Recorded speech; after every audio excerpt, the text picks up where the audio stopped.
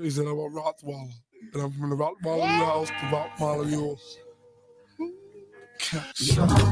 Billy, get smacked silly. You get smacked silly. Fucking with these niggas from the. What you doing? When you ready? Shit, I was born ready. And I was already on fish and spaghetti. Creep with the culture. Rap like a culture. Attack like a vulture. See you in the culture. Said I'll get you. Where did you fit you? Got 13 inches. I see the big picture. If it's to get richer, I probably get with you. If not, burn it. We hot like the furnace. Shoot the video. Motherfuck city permits. We own the city. On the phone with Diddy. Rap bone pretty. When she get aroused like the sucker own titty. Put it in the video. You wanna holler, got the follow, nigga. Here we go. Get your ticket. The train don't listen. Won't reach out and you better won't visit. To my whole wardrobe is listen. Make this money. Take this money. Ain't no way you can take this from me. Ain't shit funny. Shake it, honey. Take it, money. Now let's get it. Creep with your peep. Throw my shit sweet, no snow equal. Front but you look. Once to throw the hook and proceed to get cooking with the game. When the soldiers since you came through the hook. Why Big Lincoln? Why Jim God on the side for the stinker? Watch task force dashboard look marked. It's a big chance, big pants like Garden with my man's like Garden. Better learn quick, cause my click don't bark. You ain't my crew, who are you? Read it. Before we take off, make sure you all seated. Billboard read it. And we make this money. Take this money. Ain't no way you can take this from me. Ain't shit funny. Shake it, honey. Take it, money. Now let's get it. So controller. Rap by your toller. Kids hate me when they older. I put cracks by the stroller. I'm registered voter. Motherfucker quota. Give me some baking soda and a quarter. Better flow straight about the water. I'ma break the game till it stay out of order. Put the high scorer. Then tear the floor up. On the world tour with your whole out in Europe. Head on the tour bus. Do what the niggas in the drop things told us. Call the 5 reporters. Thank my supporters. Hitting wives and daughters. For the next spray from Estee Lauder. Hey, yo, call me D. I run this city. Send the cops, DA, the feds to come get me. If the cats wanna leave me for dead, you're coming with me. Head in the Bentley, red at 150. Straight lose it. Love two things, my family, my music. Leave me for dead, you're coming with me. Send the cops, DA, call me D. I run this city. Send the cops, DA, the feds to come get me. Send the cops, DA, the feds to come get me. I run this city. Send the cops, DA, the feds to come get me. In this city, send the cops, DA, the feds to come get me. If the cats wanna leave me for dead, you're coming with me. Head in the Bentley, red at 150. Straight lose it. Love two things, my family, my music. Might co-write and produce it. Drop mine hot, non-exclusive. Got y'all hawking like music. Since I could break backs and stacks, it's no problem. Make raps and tracks and go Harlem. Get worldwide coverage. Got so many spots, I don't even buy luggage. You love it. Make moves major. Hide out in Asia if your girl keep coming around. And I'm a blazer, I'm the bad boy flavor. Light blue gators, not guilty. Come on, make this money. Break backs and step produce it. Drop my love two things. Head in the Bentley, red at run this city. Send the cops from Estee Lauder. Hey, yo, call me D. I run this city. Send the cops, DA, the feds to come get me. If the cats wanna leave me for dead, you're coming with me. Yo.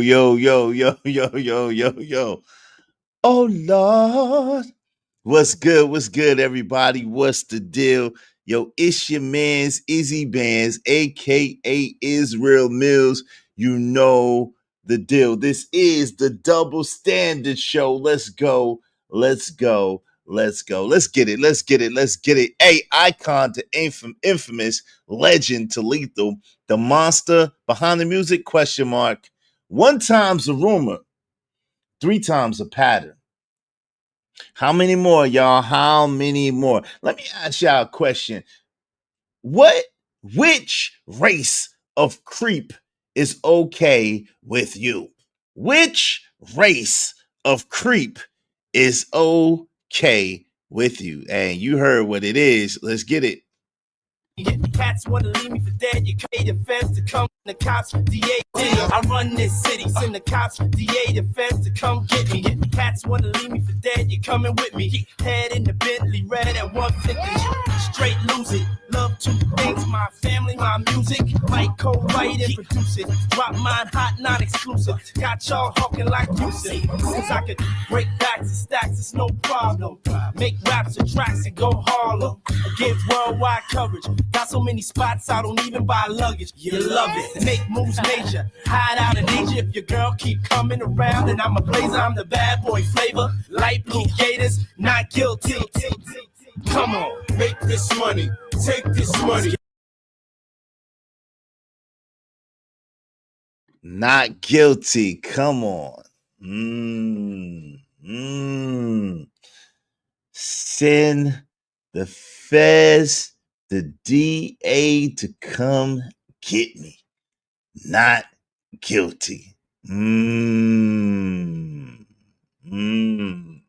Yo, we're going to get into it today. Y'all already know what it is. We got a hell of a show. Yo, before we get into the main course, make sure y'all support the show, support the stream. You know what I mean? Likes are absolutely free. Likes are free, 99. Likes don't cost you absolutely. Like the homie Trish saying, smash the like button. Come on, push a button. You heard her. Likes are free. Push the like button. Push the goddamn button. Likes are free, 99. They don't cost you a god doggone thing. Now, likes, Likes, are free, but the LIGHTS, them likes, they cost money. It costs money. And so if you be so kind, if you feel so inclined, show me the money. Spot for a Glock. I took a loss over floss, but still got a knock.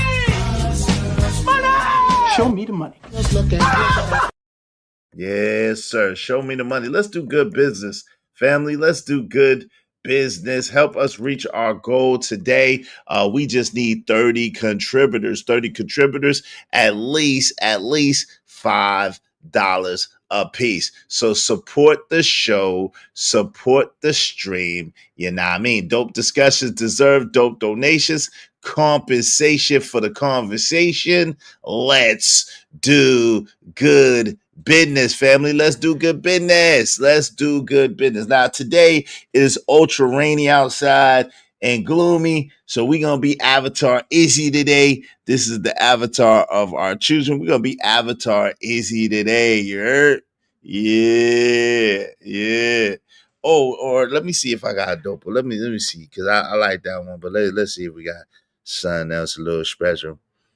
You know what I'm saying? Because this is absolutely insanity. Absolute insanity. Once we start breaking down this case, I like this. Once we start breaking down this case, once we start breaking down these scenarios, man, it gets wicked. It gets wicked. You know what I'm talking about? It gets really, really wicked. So, man, this is the hottest thing smoking. Probably be the hottest thing for the next 7 weeks. But yo, before we get into this, let's shout out to the Knicks. Let's give credit where credit is due. Let's give the Knicks some props. The Knicks did it. They did it. They gone to the Eastern Conference Final. Shout out to the New York Knickerbockers.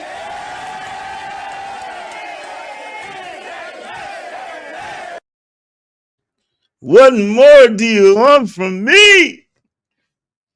That's what I want. What more do you want from me? Shout out to the New York Knickerbockers doing their thing. Oh, Lord.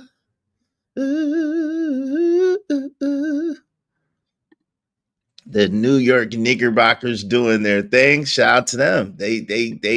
I'm gonna be honest with you. I think I said this a while back. I could be mistaken, but I think I said this a while back, and I'm gonna try to pull it up. But I think I said I wouldn't be surprised if the Knicks won the championship. I think it'd be good for the NBA if the Knicks won the championship. I'm not gonna lie to you. And I also said I wouldn't be surprised if it's the Timberwolves and the Knicks in the finals, because they did the ultimate swap where Julius Randle went and Julius Randle and what's my guy's name? DiVincenzo went to the Timberwolves, and Kat and ultimately Mikal Bridges ended up coming to the New York Knicks. So I would not be surprised. I would not be surprised if it ends up being a battle like that. I think that'd be interesting to watch. And, you know, I wouldn't be mad if New York wins a championship in the modern era, because New York has not won a championship since the god doggone 80s. I mean, 70s. I'm sorry, 70s. And you know what's crazy, right? I was sitting there looking at the game like, yo, Diddy is probably kicking himself in the ass. Y'all know Diddy would have been front court right there. Diddy would have been front court right there, but nah. No, you can't. No, you can't. You ain't gonna see the light of day. Yo, now listen, I don't celebrate nobody's downfall. But Eva is not good, yo. It's not good. I don't care what the vampire in Brooklyn said. Eva is not good. And y'all already know how we rock over here. Y'all already know what it is. Y'all know my motto. Y'all know my motto. Y'all know how I give it up.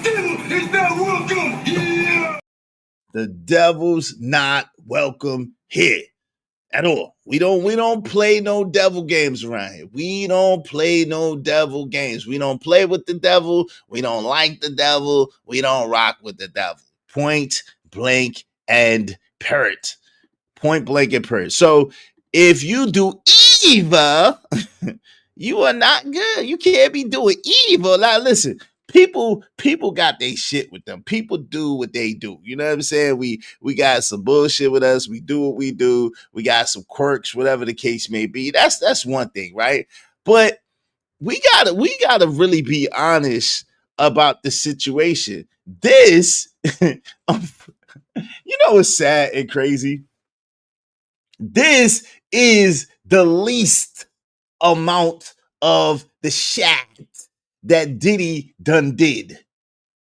Let's be clear. This is the least amount of shat that Diddy done did or been attached to or put the word out for and yo, we can tell. Yo, shout out to Dawn Richards. Shout out to Dawn Richards because yesterday in the prosecution brought Dawn Richards to the stand, and she did an excellent job of bringing it back to where it was. One of the most telling and disturbing this whole shit has been disturbing. Make no mistake about it, right? This whole shit has been disturbing, right? To a very, very large degree, right? This whole shit has been extremely disturbing, right? But one of the most disturbing things that has come out or come up or whatever the case may be is, why did they do that? Why did they do that? I didn't want. Lord of mercy. Why did it do that?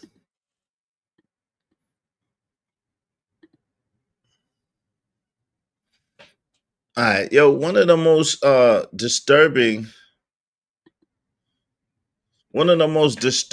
things about this situation is that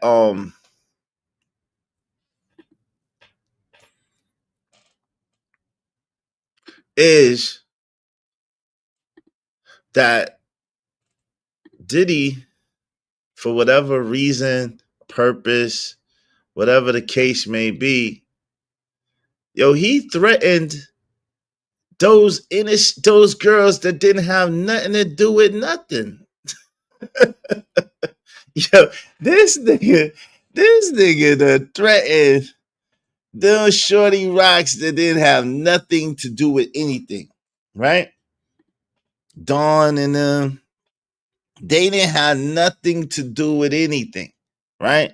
So as the story goes, allegedly, because this is an account of what Dawn is saying. Allegedly, Cassie makes Diddy some eggs. Okay, allegedly Cassie makes Diddy some eggs. Diddy doesn't like the eggs. Now I've heard this story before. Diddy doesn't like the eggs. Just for the record, I've heard this story before. Not told by Don Richards, but I heard the story before. Diddy doesn't like the eggs. Diddy throws the plate, says, yo, you can't do nothing effing right, and commence in whatever way allegedly to molly whopping the shit out of Cassie, beating the pure dog shit out of Cassie, right? So Dawn is looking in the other show that I forgot her name, but they sitting there looking like, what in the world is happening? What is going on? So Diddy comes and he tells them in so many words, he comes and he gets them to go to the studio. He's like, so the studio's dark. He locks the studio door. He tells them in so many words, hey, look, this is what loving people do. This is what passion looks like. This is what love and passion looks like. And where I'm from, when people go running their mouth and go talking and go explaining stuff that don't got nothing to do with them, they end up missing. They end up missing. So he gives them the red from the 5 Heartbeats talk. He didn't hang them over the balcony this time. He gives them the red from 5 Heartbeats talk. My office hours, and I better not hear it again. Otherwise, you can end up missing. Now, I have some people on this thumbnail beside Diddy. Y'all know Diddy in the middle. But that's Kim Porter. May God rest her soul. Kim Porter allegedly passed away from pneumonia. At first, they tried to make it seem like it was an overdose and then heart complications, and then they said pneumonia. I guess the cardiac arrest thing has been used too many times with people who are associated with Diddy or were previously associated with Diddy. I guess that cardiac arrest thing has been used too many times. So we had to go with pneumonia. May God rest Kim Porter's soul. Heavy D, right there next to her. Rest in peace to Heavy D. Also, heart failure. What do they call it? A cornea. Let me see what exactly the term that they gave it. Heavy D, they said pulmonary embolism resulting from a blood clot in his leg, a pulmonary embolism. And basically, it's his heart stopped, right? Andre Harrell, heart failure. Andre Harrell, heart failure. Black Rob, cardiac arrest following multiple strokes and health complications. Craig Mack, initially reported as heart failure, later revealed to be complications from HIV.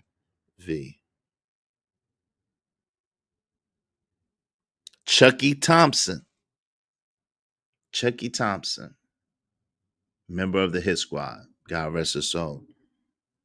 Alleged complications from the vid. Now, what they haven't said is Phil Robinson, who was Diddy's like right hand man in a lot of cases, he just passed away too, allegedly from the Big C. And these are young people. I want you to understand that these are not old people. These are not old people. Let's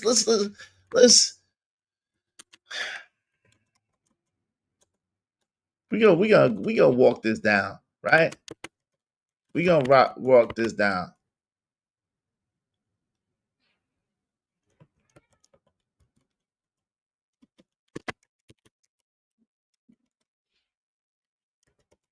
I think that's his name. Let's see. No, what's my man name? Yeah, there you go. Yeah, Phil Robinson. Now, It's ironic. It's ironic. Let's take that out. That Phil, and I'm just gonna show you for those that don't know, or y'all might know when y'all see his picture, like who I'm talking about. Y'all might. Oh, what the hell? What the hell is happening? Oh, here we go. Anytime we trying to put. Oh Lord, now we got. Oh Lord, now we have a god dog on internet. It's just come on now, dog. Come on, man. Lord Jesus. Come on now, dog. Come on, man.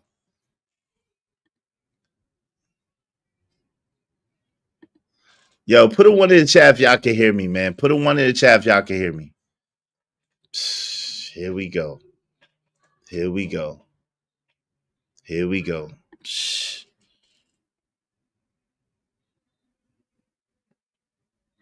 Put a one in the chat if y'all can hear me. Appreciate y'all.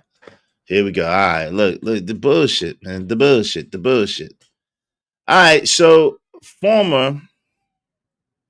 this is Phil Robertson right here. Former Bad Boy executive Phil Robertson died after private cancer battle, the big C, right? Young man. All right. A former executive at Bad Boy Records, Phil Robertson, died last week following a private battle with the big C. The news was confirmed by fellow industry vet Sylvia Shan, who mourned Robertson on Instagram, right? Now, Phil Robertson, this is Phil Robertson. Let's see how old Phil Robertson was. And I'm not saying that Diddy did it. And I'm not saying Diddy did it or that Diddy even had anything to do with this, right? I'm not saying that. At the same time, I find it rather ironic the timing. Phil Robertson is relatively a young man. Let's see. How old was Phil Robertson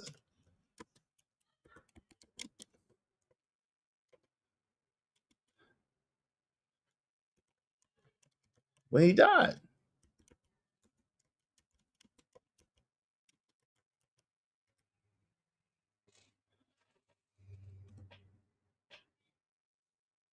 Not Phil Robinson. Why they want Phil Robinson? How old was he? Like, they don't want to tell how old he was. They don't want to tell how old he was. Why are they hiding the brother age? Why are they hiding the okay? No. They keep talking about Phil Robinson, who's Duck Dynasty brother. I'm not talking about that. I'm talking about Phil Robinson. How old was he? I think he was in his 50s, if I'm not mistaken. If I'm not mistaken, I think he was in his 50s. All right. But you can see, God rest the dead, man. God rest the dead. Yo, I just want to share this with y'all. I just want y'all to kind of peep game, right? Here we go with the bullshit again. Come on, man. Every time I want to, oh my God. Every time I want to play something is gonna be this. Man, this is some bullshit, bruh. Let me welcome some people in the building. Oh, he was 53. Yo, yeah, thank you. He was 53. What's the name? What's the name was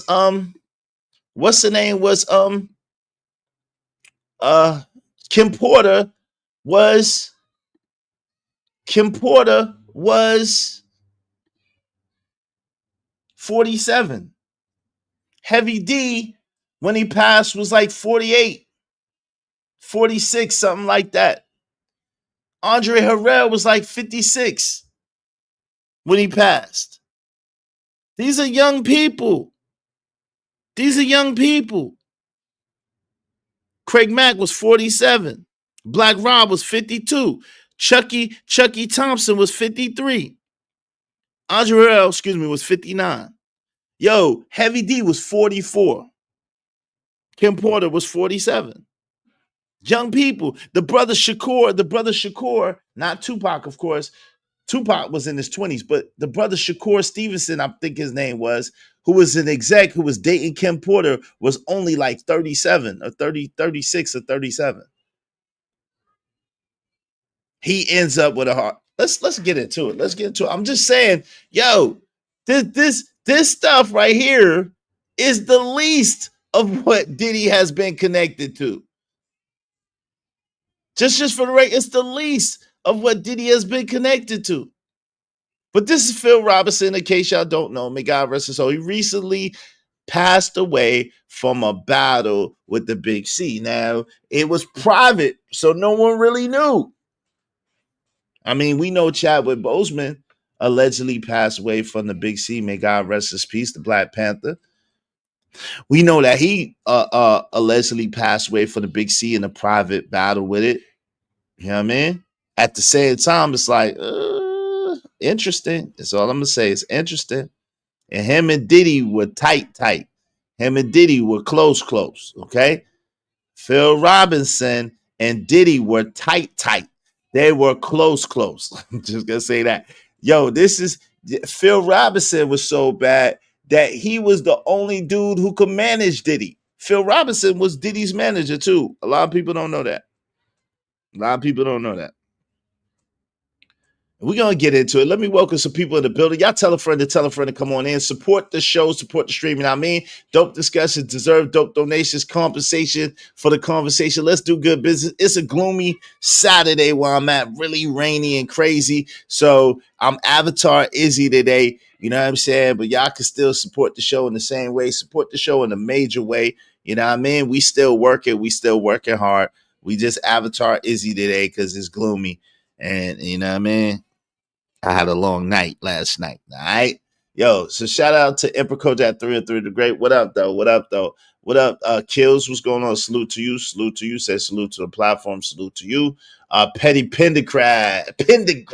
What's up, Petty? What's going on, big brother? How you doing, man? Easy in the building. Oh, he said, he guilty. He's guilty.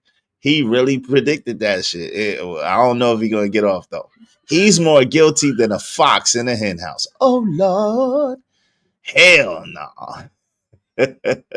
Yo, JD 1975. Salute, good brother. What's good with you? How you doing, man? Good to see you. Yo, we're going to open up the panel soon. Listen, if you got an avatar like this, you Gucci, Famaguchi. If not, be cammed up, all right? If you got avatar like this, you Gucci, meaning like your avatar take up your whole screen, you good. If not, be cammed up, man. It makes for a better show, all right? What's up, Raj Will? What's going on? Abi Wody, this ain't Clubhouse, niggas. What's up, Abi Wody? What's going on? Peace. What's good with you, fam? What's the deal? This ain't Clubhouse. Yo, my office hours. What are my office hours again? My office hours are between what? 9 and 5. Yeah. Yo. Easy Band's rat poison consumption by humans also looks like cardiac arrest, heart failure, heart attack, cardiomyopathy. Damn. My oldest uncle was deleted by his wife, who was a nurse. The cancer didn't take him out. It was the pills laced with rat poison that did it. Got to be more damn careful. What's up, Kills? You can't put all the deletes that surround Diddy on the thumbnail. Think about it. Well, yeah, exactly. I couldn't even fit him. Yo, shout out to my man KO Black coming through. Thank you, man. Hey, salute. Let me get to KO. Hey, yo, KO in the building. KO Black is in here. Thank you, KO. Salute Easy Bands in chat. I'm in the clouds overlooking the orange and blue skies, trolling the Knicks haters. They should have left me alone. Izzy, shout out to KO Black. Salute. Shout out to your Knicks doing their thing. I give credit where credit is due.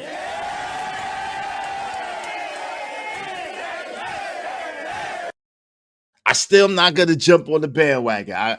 I want to let them brothers breathe. I want the brothers to win the championship, and I'll feel good about it. I'll be real. I'm be like, yo, I wasn't a Knicks fan all these years because of Patrick Ewing, but shout out to the Knicks. I give credit where credit is due, but thank you very, very much. I appreciate you. I appreciate you.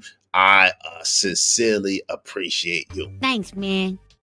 Yo, because of KO Black, we just need 29 people, at least $5 a piece. Y'all help us reach our goal. We just need 30 people overall, but 29 more, at least $5 a piece. Support the show, support the stream. You know, I mean, appreciate you. I appreciate you. I appreciate you. Right? What's up, Ignat? What's going on? Yeah. Yo, what's good with it? What's good with it? What's up, Taylor Bell? How you get? Don't forget, Albie Shore almost died. Was in a coma for a year. Absolutely, Albie Shore. Yo, Albie Shore. We gonna get into it. Yo, unfortunately, I don't even want to say this because it's kind of close to my neck of the woods. I don't even want to say it. Y'all know that Angie Stone.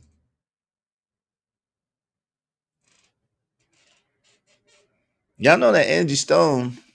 Shout out to Marcus Evans. Diddy needs to be in jail, but Cassie isn't innocent. Right.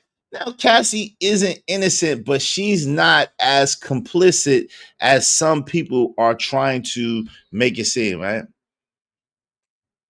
Oh, yo, shout out to Emperco said, is your computer, you need to switch to Windows. I'm just saying, I'm gonna try to get, I'm in the process of trying to get another laptop, but we definitely need some support, man. I'm trying to switch away from Apple, you know what I'm saying, and go to another product. Shout out to TMKC. What's up, TMKC? Hey, Cassandra Brown, how you doing, sisters? And yep.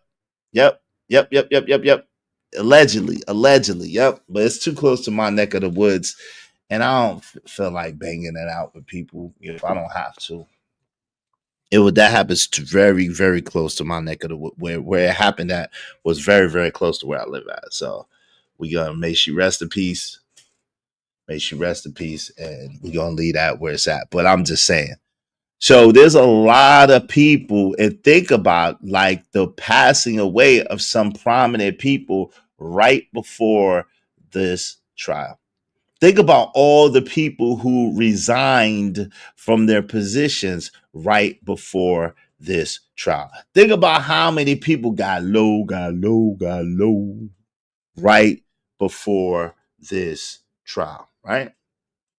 There are very few survivors, if any, very few survivors, if any, from Uptown Records. Very few survivors, if any, from Uptown Records. Now, of course, if you count Father MC, he's still with us. Mary J. Blige is still with us. Jodeci is still with us. But all the execs pretty much are gone. All the execs, all the high ups are pretty much gone, right? Yep. It's all too coincidental. I don't believe exactly like that amount of coincidentals is like crazy. That amount of coincidentals is crazy. But let's get to this. I wanted to show y'all this. So we went over Phil Robinson. May God rest his soul. Let's talk about the brother Shakur that no one really talks about. Let's talk about the young, hot executive Shakur Stevenson. If I'm not mistaken, that's the young brother's name. If I'm not mistaken, that's the young brother's name. If I'm not mistaken, I think it's Shakur Stevenson.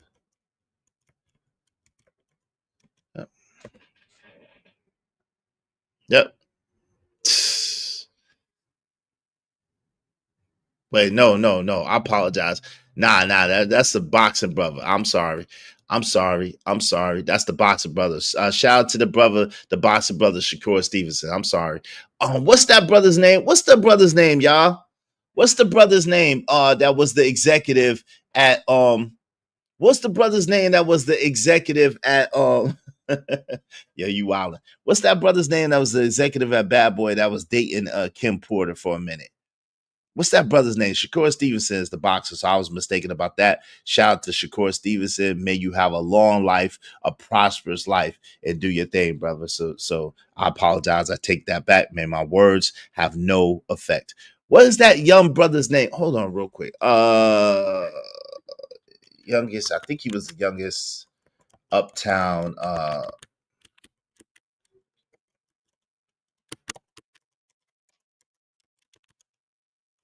think it was a VP. No, Sean was. Diddy Combs, Sean was. Diddy was the youngest bad boy. What's that brother's name? It's something like that. It's something close. Can someone get that for me, man? It's something close, man. Oh, what's that young brother's name, man? No, not Andre Harrell. Andre Harrell died of a heart attack. We know that. But the other brother, what's that brother's name?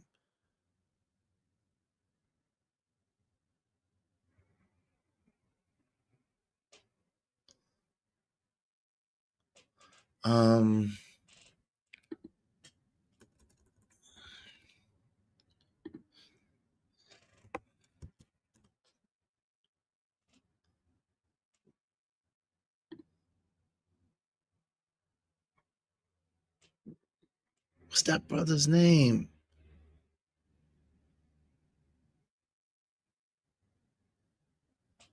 All right, I'm gonna have to do this a different way. Heavy D was executive vice president of just for the record, Andre Harrell. So let's go to this.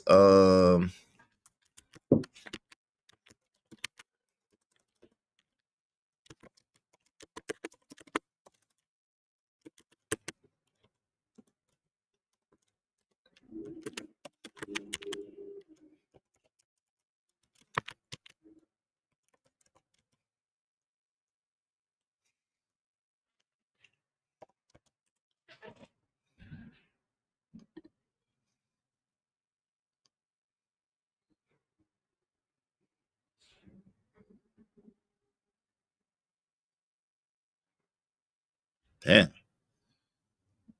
What's the brother's name? They trying to write this brother out of history? What is this brother's name? Someone tell me, out of Atlanta. Someone tell me. What's up, Brandon? What's up, Brandon 86? What's going on? Nah, it wasn't Chris Lighty. His name's it's like it's Stevenson. It's like, I think his last name is Stevenson, if I'm not mistaken. That's why I mistaked it with Shakur. But his last name is Stevenson, I believe. Nah, it's not Chris Lighty. Chris Lighty. Now, Farnsworth is still alive. Chris Lighty got deleted, but Chris Lighty was Violator. But that was allegedly pretty close to the Diddy situation. But nah, not Chris Lighty. Rest in peace to Chris Lighty. What's that brother's name? Yo, it's gonna bother me until I get it, y'all. Y'all help me out with this. Damn. The brother. Now, according to this, Jackie Long, Sean Combs, Albie Shore, Devontae Swing, Dallas Austin, Larry Johnson, and JoJo Haley are all connected to Kim Porter as far as relationships. But this young brother was allegedly trying to date Kim Porter, and Diddy got involved in it, and then he ended up passing away from like pneumonia or something stupid. And he was only like 30-something years old. Nah, not John Singleton. This is a young brother. What's that brother's name, man? Jeez, Jimmy Cricket. I had it, man. But yeah, there you go. Shakir. There you go. That's it. Thank you, JD. Thank you, JD. That's it. Shakir Stewart. That's it.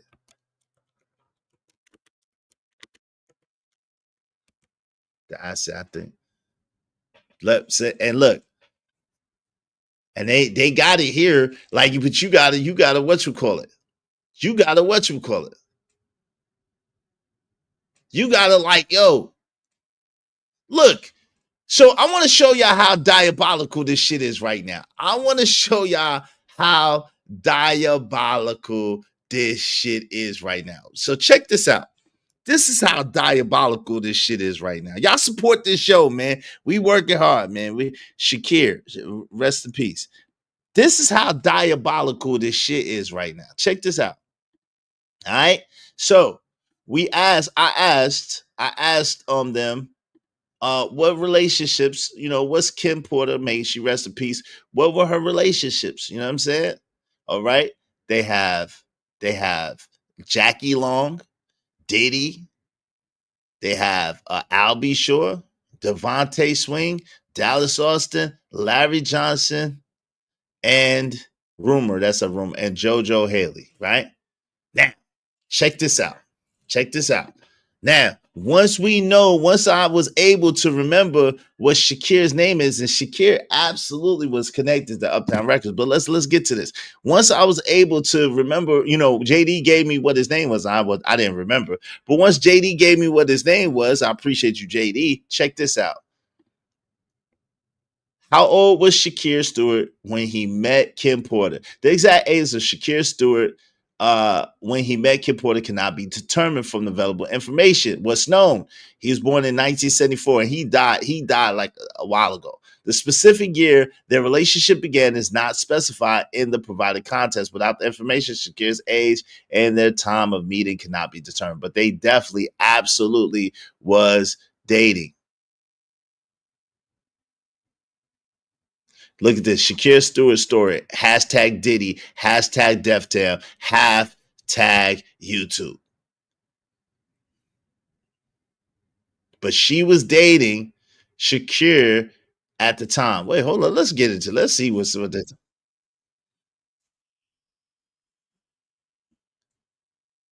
Oh shit, shout out to Celebrity Underrated. Okay, let's see what the brother talking about. I think he gonna break it down.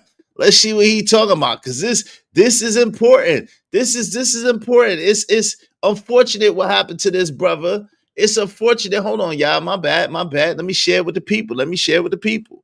My bad, family. I got to share with the people. Shout out to Celebrity Underrated. I just came across your video, fam. I hope that you allow me to play this because, you know what I'm saying? This brother right here, Shakir, yo, he got done dirty, and nobody hardly talks about it, and nobody has addressed this for the most part. I'm not going to say nobody, but for the most part, right?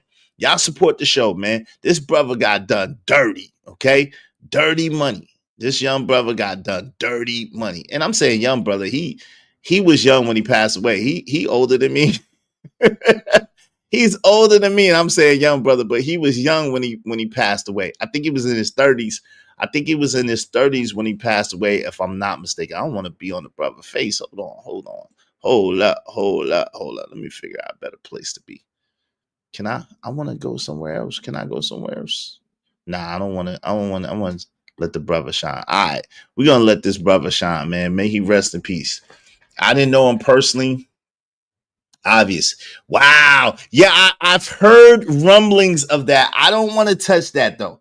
I've heard rumblings of that recently, JD. I don't want to touch that. I don't want to look at Laura London any differently. I think that's just a rumor. I don't want to touch that. I think that's just a rumor.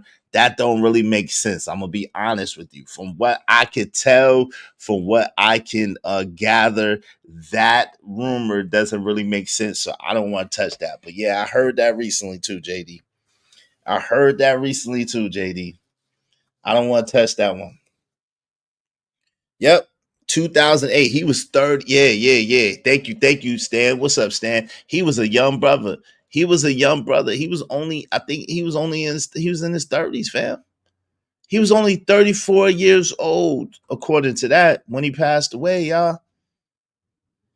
So that's why I keep, even though he older than me, that's why I guess I keep keeping in the. I keep saying like he's young, but yeah, he was young when he passed away. What's up, D-Troll? What's going on? It's wild, yeah. And listen to this. Watch, I'm gonna let this brother break it down. I think he probably spot on with this. Let's get it.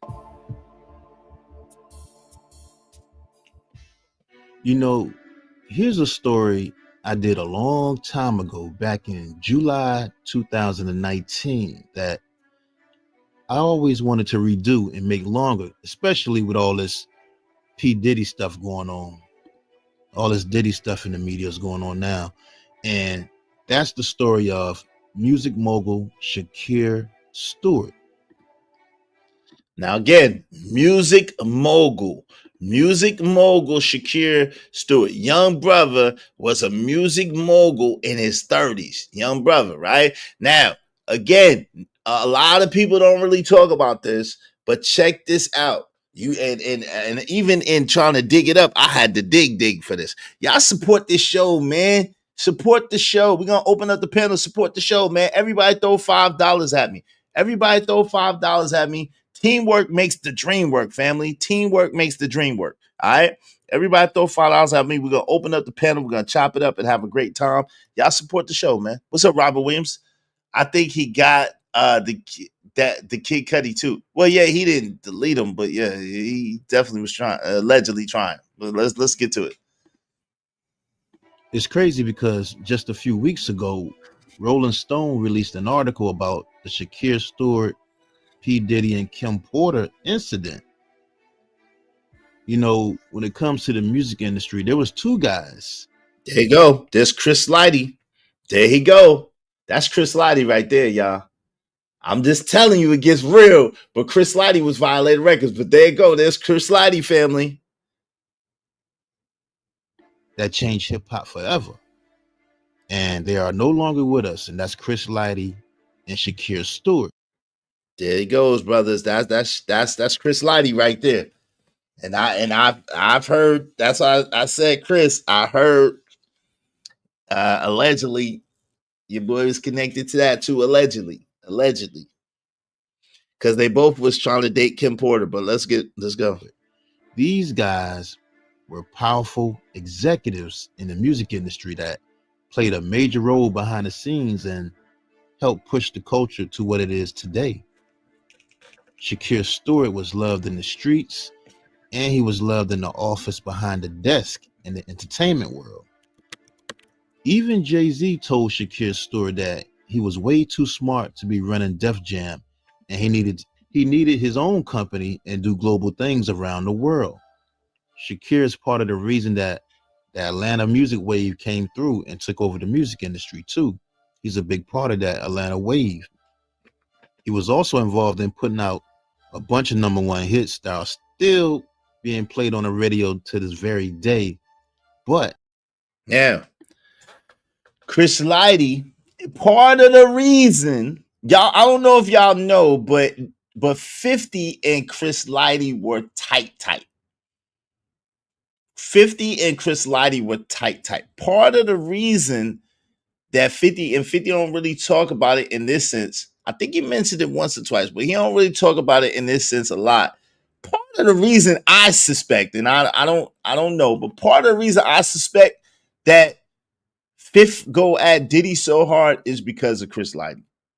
Because he never believed that Chris really deleted himself. They tried to make it seem like Chris deleted himself in an apartment in the Bronx. Now, yo, let me tell y'all this. If anybody ever tried to say, yo, Izzy Bands deleted himself, know that it was murder. I will not. Especially not by no damn gunshot. I would never. So if anybody ever try to come sell y'all a dream or sell y'all a story that I done deleted myself, they lying. And they was trying to cover some shit up, all right? They lying, they was trying to cover some shit up. That self-deletion shit, pause. Hell no. So Chris, may God rest his soul, allegedly deleted himself, and that's what they left it as. But a lot of people, especially people close to Chris, was like, hell no. Hell no.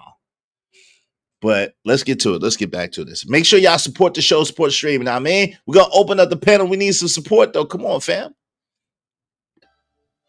His death is still a mystery to some. What makes a man like Shakir Stewart, who was a powerful music exec, had mansions, cars, fame, net worth over $50 million, take his own life, y'all? His family and friends still struggle to make sense of it all. I didn't know that. Let me pump I didn't know that. The stories that I heard, and maybe that's why there's so much mystery behind Shakir's passing. The story that I heard was that he died of pneumonia, son. They saying that he took his own life too? Hell no. Yo, they saying this brother took his own life too?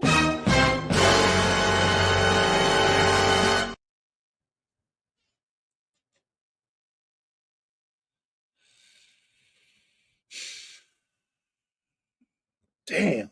Nasty work. Nasty Come work. on now, dog. Come on, man. Lord Jesus. Work. Yeah, they claim he was found in a bathtub, popped in his head. Yo, come on, man. That's the same. Yo, that's what happened to Chris. Popped in his head. Man, come on, Fit. Come on now, dog. Come on, man. Crazy. But I just want y'all to see how diabolical this shit really is and how deep this rabbit hole really goes. Yeah, something's fishy. I call BS on that. He was taken out, aka yeah. Y'all support the show, support the stream now, man. Damn, man. How could this man, so young and successful, take his own life like that?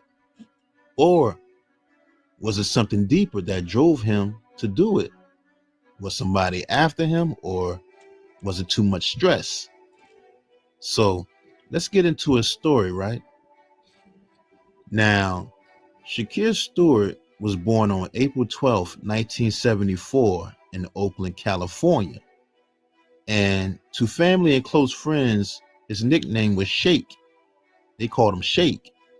And he grew up with some celebrities you might know, like rapper Richie Rich and actor Russell Hornsby from the 50 Cent BMF series. Now, at an early age, he realized that the music business was his destiny and something he wanted to do for the rest of his life.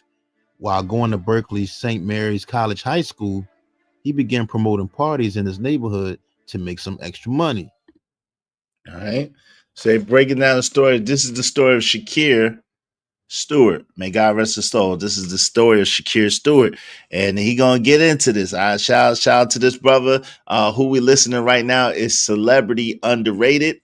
Celebrity Underrated. I'll try to remember to put this video in the description. I just kind of slid across this because I wanted to talk about Shakir, and I slid across this video and I found this fascinating, right? So listen, family. I don't know, man. Family, we can't operate like this. We gotta get support, fam. We gotta get support. Y'all support the show, support the stream. Just $5 a piece, man. Nothing heavy. If everybody support, we got more than enough. But we can't keep going like this, fam. Y'all support the show, okay? Appreciate y'all. Let's get to it. And once he graduated high school, he began to throw and promote even bigger parties. After that, he wanted to take his marketing and promotions talent to the next level. So he enrolled in Morehouse College in Atlanta, Georgia. It was important to him to go to a HBCU black college to get his education. So, once he got to college, he started hosting parties and concerts all around the city, passing out flyers every week. Yo, shout out to my brother JD1975 for the show. Thank you, JD. Thank you very much, JD. Y'all be like JD1975 and support the show, support the stream. Because of JD1975 and KO Black, we just need 28 more people, at least $5 a piece. Y'all support the show, support the stream. Now, dope discussions deserve dope donations, compensation for the conversation. Let's do very good business. I appreciate you. Thanks, man.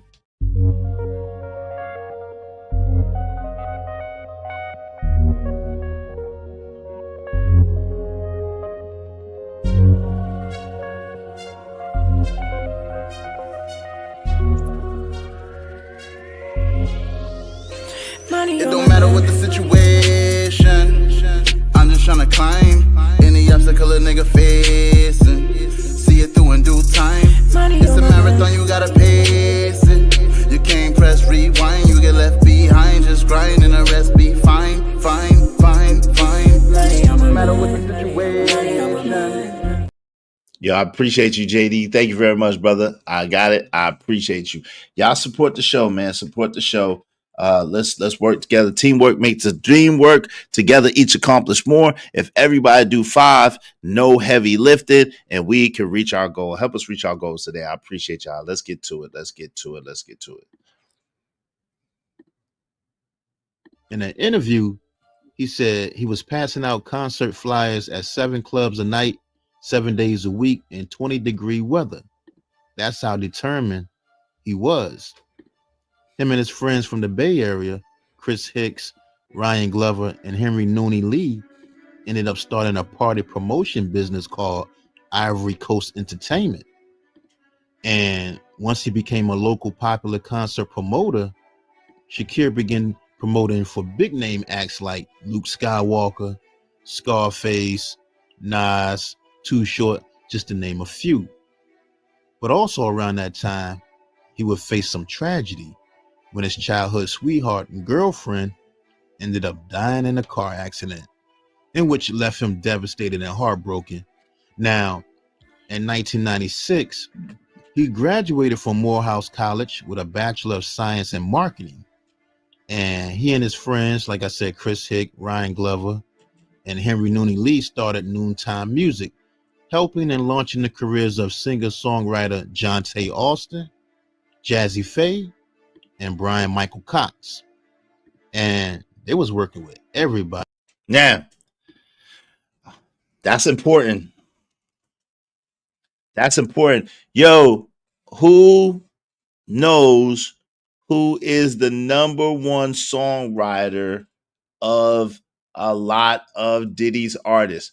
Who knows, especially in 2008, 2007, who knows who was the number one songwriter of the artists that Diddy had, especially like Day 26, especially like Danny D. Kane, Day 26. Who was the main writer on those songs? So that shit is really, really important. Brian Michael Cox working with Noontime Records is really, really, really impertinent information. Brian Michael Cox was the one that wrote most of the songs for Day 26, a lot of the songs for Danny D. Kane, a lot of the songs for 112. Brian Michael Cox is the one that wrote mad songs, okay? Now, you heard that Noontime Records is who brought Brian Michael Cox, Jazzy Faye, and others to the forefront. Just pay attention to people's going on. Let's get it. Too, like Mariah Carey, Mary J. Blige, Usher, and many more. Now, around 1999, his accomplishments and success he was having at Noontime ended up catching the attention of music mogul L.A. Reid, who at the time was running LaFace Records, and he had a music publishing company named Hitco. And L.A. Reid was so impressed by his talents that he offered Shakir an A&R consultant position with LaFace Records and made him their creative director of Hitco Publishing. Okay, so L.A. Reid put him on, basically. Shout out to JD 1975. Shout out to Morehouse College. Salute to that. Salute to Morehouse College. Yo, shout out to Shaq wearing that Alabama State University. I seen you, Shaq, the other day wearing that Alabama State University outfit. What was up with that? Shaq Diesel in the gump. Shout out to JD for the double up. Thank you very much, JD, man. I appreciate you, bro. Thank you, JD 1975 for the double up. I appreciate you. I appreciate you. Appreciate you. Y'all help my mans KO Black and JD out, man. And support the show, support the stream. You know what I mean? Support your content creators, man. Bringing you the content. And y'all can't say I don't bring you the content, because the other day I brought y'all new concepts and everything, some real dope shit. You know what I'm saying? So y'all support the show, support the stream. You know what I mean? Let's get to it. And once he got that job with L.A. Reid, one of the first artists Shakir signed to Hitco Publishing was who? Beyonce. Wow. Uh-oh. Uh-oh. Uh-oh. Uh-oh. Yo, do you remember a story about how when Diddy had the dudes from Day 26 and all the people was trying to make the band part 2, when they was walking across the bridge to and Beyonce was in the studio? Yeah, I remember that story. Y'all heard that story? Did y'all hear that story? Did y'all hear the story?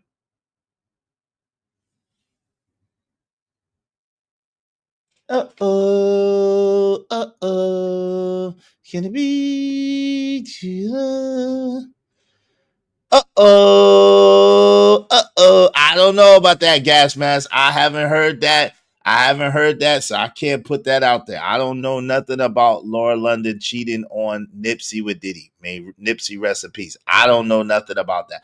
I do know that Nipsey, Diddy, Cassie, and Laura London were close. They used to hang out a lot together. I do know that. But as far as Laura London cheating with Diddy, I don't know nothing about that. So yeah, I'm not gonna, hey, I can't speak on what I don't know, and I don't know that. All right, y'all make sure y'all support the show. But shout out to that. I never heard that one before, but I did hear the story about how Queen Bee, shout out to Queen Bee and the Beehive, was in the studio when them niggas was running for Cheesecake. I did hear that. Niggas told it. I did hear that. Let's get it. Oh, he got Beyonce. It's crazy because, years later, they say Shakir is the one and responsible for introducing Jay-Z to Beyonce. Wow. Now, also around that time in the year 2000, Shakir and P. Diddy's ex, Kim Porter, started dating. Because at that time, Diddy and Jennifer Lopez was together. Then they had broken up after the club shooting that got rapper Sean deported and locked up. So once Jennifer Lopez peoples prevented Puff from seeing her, that's when Diddy wanted to get Kim Porter back. But she was dating Shakir Stewart at the time. But you know how Diddy is. Once you Diddy's girl, you always gonna be Diddy's girl. I remember him as Puff Daddy now, and all the wild stuff about him in the media throughout the 90s. Once you Diddy's girl, you always Diddy's girl. Important information. I always get what I want. Y'all remember that when he said, I always get what I want. I get what I want. I always get what I want. Y'all remember when the epic rant, when he went crazy talking about how he always get what he want. He was throwing telephones and breaking desks and sharpening pencils and wilding out. Y'all remember that? Diddy was wilding, talking about he always get what he want. Mm-hmm. Yeah. Mm-hmm. Yo. Y'all remember that? I always get what I want. But like I told y'all before, shout out to Scrap Skrilla the Rilla. Beyonce wanted to be Shakira. I always thought that. That's interesting. Yeah, he threw everything off the desk. He did. He was wilding. Hey, y'all help us reach our goal. Man. What's happening? I don't understand what's happening. But hey, we about to open up the panel soon. Early 90s. Diddy got power. And he had Kim Porter's phone tapped to keep tabs on her. And he was calling her like 50 or 60 times a day during that time.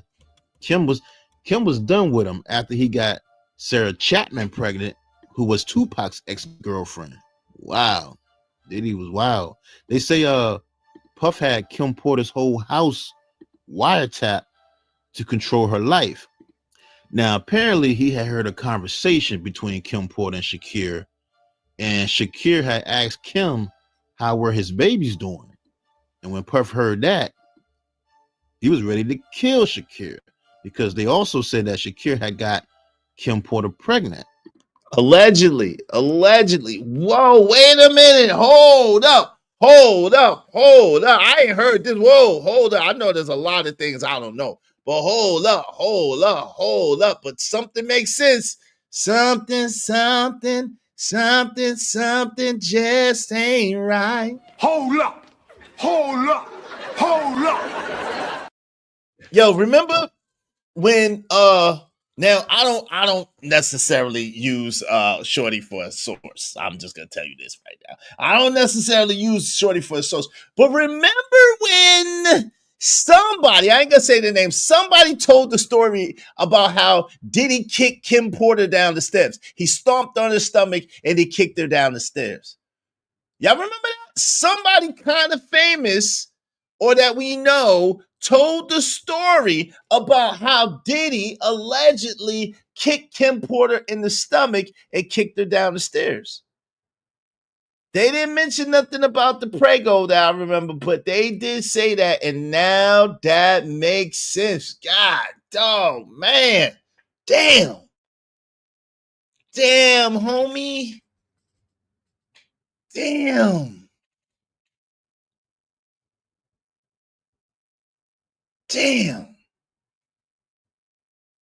Shit. That shit's crazy. Yo, I'm about to drop this. I'm dropping this. Oh shit. Damn it, man. Hold on real quick, y'all. I'm about to drop it better than that. Shit. Oh my God, bruh. This shit is crazy, fam. Let's get back to this. Damn.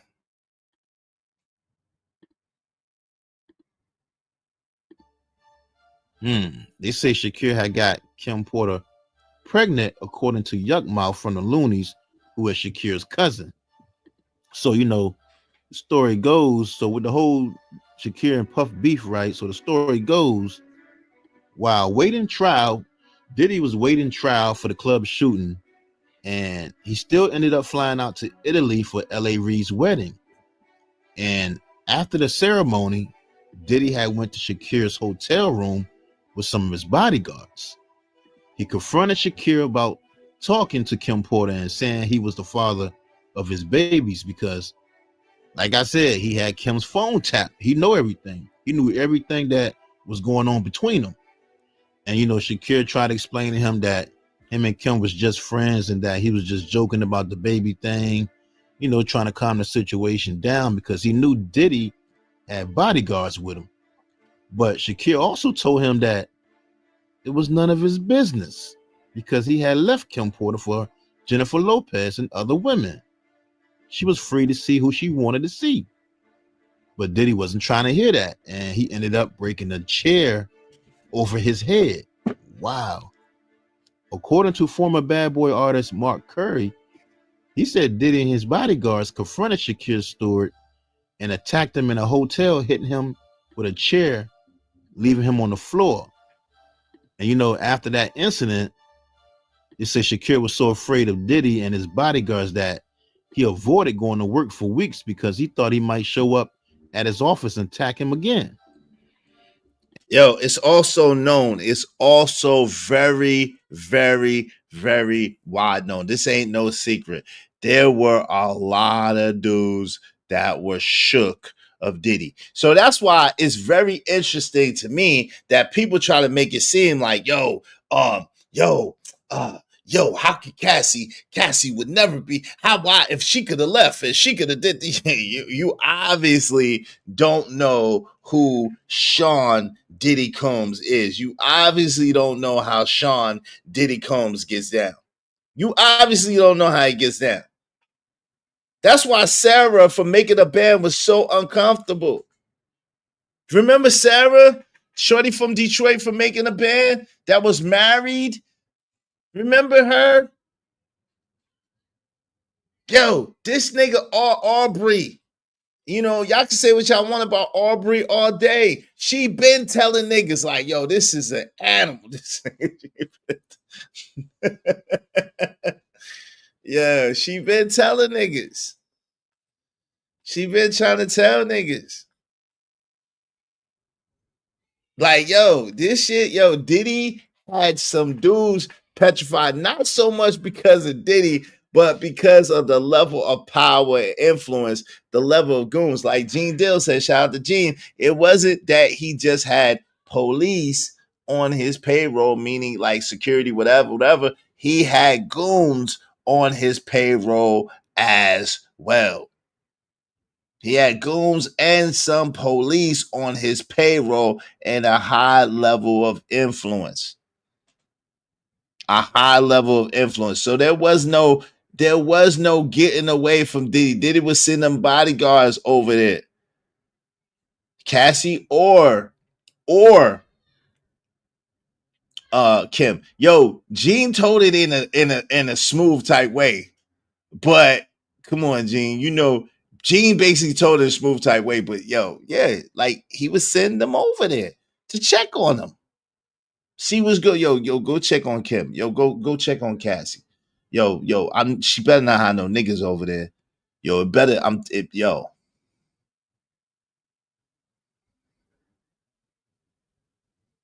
Y'all know what it is?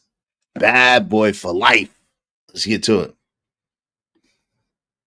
And Shakira tried to keep quiet about the whole thing, but you know, the people at the wedding started telling the media about it. But Diddy denied the whole thing and said it never happened. But you know, both of them worked for L.A. Reid at the time, so he probably just, you know, L.A. Reid probably just squashed the beef between them.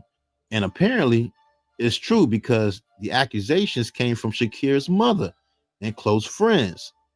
Now, Shakira's mother said, she said Diddy left him bleeding on a hotel floor in Italy, and he had to have stitches. And then Diddy threatened him, saying that he was going to kill him.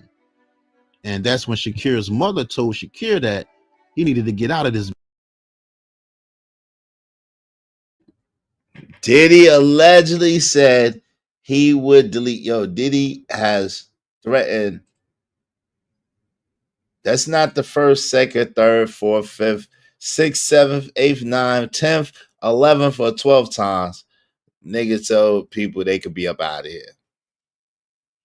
And there's not one, not two, not three, not four, not five, not six, not seven, not 8 people who has been up out of here. Just saying. This is not the worst thing Diddy has been connected to. I'm telling you. It's about to get bad. This trial is about to get bad. I've told y'all before, I was the only person I heard say it. I'm telling y'all before, yo, it's gonna come out. At least one of them deletions is gonna come out in this case. I'm willing to bet good money at least one of those deletions is going to come out in this case, and Diddy's going to have to wear at least one of those deletions. I'm telling you right now, I'm willing to bet good daggone money. The only way is if they let him plea out and he pleads out. One of them bodies, one of them 9 bodies around him, he's going to have to wear one of them, at least. I could see it so clearly if he himself is not deleted before that comes up.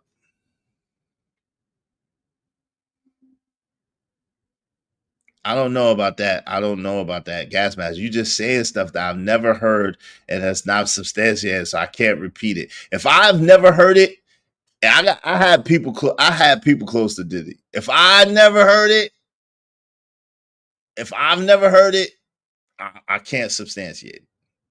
I've had people that was close in the Diddy camp. So if I've never heard it, I'm not going to repeat it because I don't know. I trust my people that was telling us whatever. I trust my people. I don't know what you're talking about. I never heard that before. So I'm not going to say it happened, did happen, whatever the case may be. I don't know who you're talking about, what you're talking about. As far as I know, Diddy's never been married, so I don't know what you're talking about. Diddy has never been married as far as I know. Now, I didn't ask that specifically, but as far as my people made it seem, Diddy has never been married. Yeah, he did refuse the plea deal, James. At the same time, yo, when shit take a like, yo, for example, right? You gotta present the evidence and give the prosecution the defense time. You know what I'm saying? You gotta present the evidence, right? At the same time, think about it. When a person comes up and something gets revealed, like when Cassie came up and they went and they stayed up all night and they got them 400 text messages to try to disprove Cassie's point. He's married to the lube. That's crazy. To disprove Cassie's point, then you feel me? Different things come out. So there's no statute of limitations on deletion. All it's going to take is one witness to say something. And guess what? Them people done turned up the heat. Allegedly, them people done said anybody who is not testifying against Diddy and is connected to Diddy, anybody, allegedly, they're saying that they're going to be wrapped up in the RICO. Because they taking it like, yo, if you're not for us, you're against us. And that means that you're trying to protect Diddy. So they about to turn up the heat, and there's going to be some testimony, and some of them testimonies is going to come out, and some shit is going to leak, and then, hey, at least one of them joints Diddy going to have to wear. Watch what I tell you. Watch what God love. Let's get into it. It's business because P. Diddy is crazy. Wow. That's what Shakira's mother said, y'all. So it's true that he did hit Shakira in the head with a chair. I mean, love Diddy, man, as an artist, producer, for putting out some great music, but man, he's accused of some serious stuff when it comes to women, because it was also rumored that he broke Kim Porter's nose during that time. And you see right now, he's going through a bunch of crazy accusations right now as we speak, with all the women he dealt with, and some other crazy things he had done to male artists too. Yep. Remember that Asian? What's the Asian girl's name that say he punched her in the back of the head? The baddie. She's a baddie. But yeah, he punched her in the back of the head, and he was kicking her, and allegedly he did the same thing to her. Kicked her in the stomach, stomped her stomach, so that she'll lose the baby. Allegedly.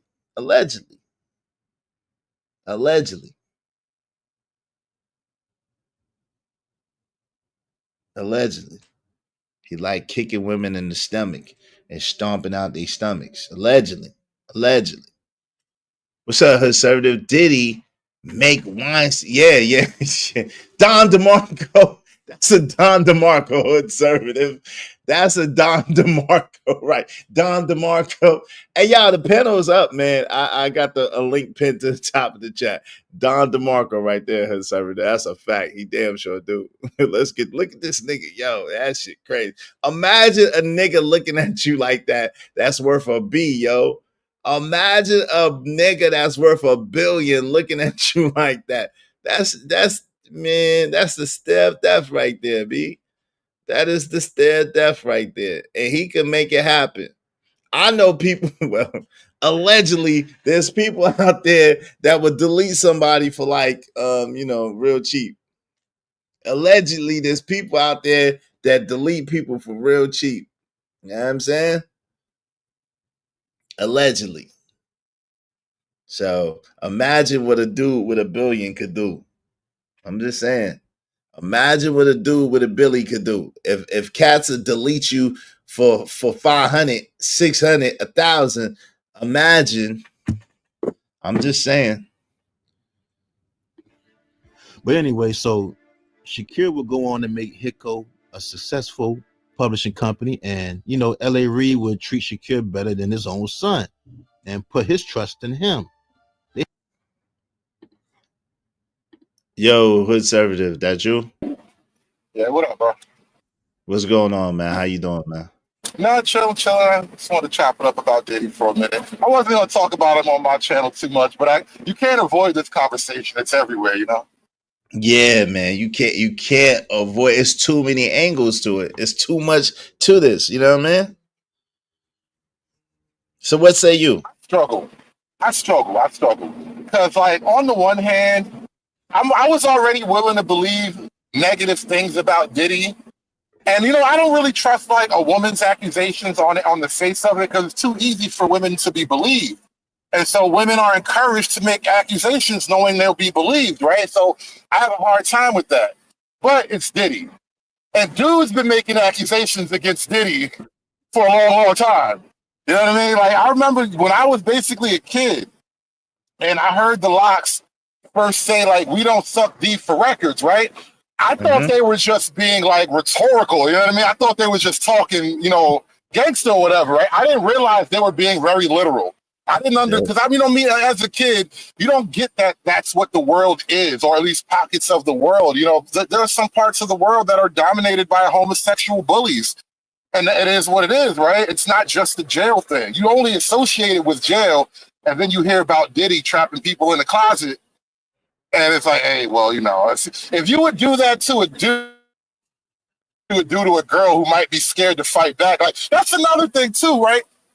As much as we could pick on Cassie, like, oh, you were there for years and all that, from the perspective of a man, we're like, there's gonna be some blood on the dance floor, bro. Like, there's no way in hell I'm getting boxed in like this and nobody dies. Like, I'm gonna be dead.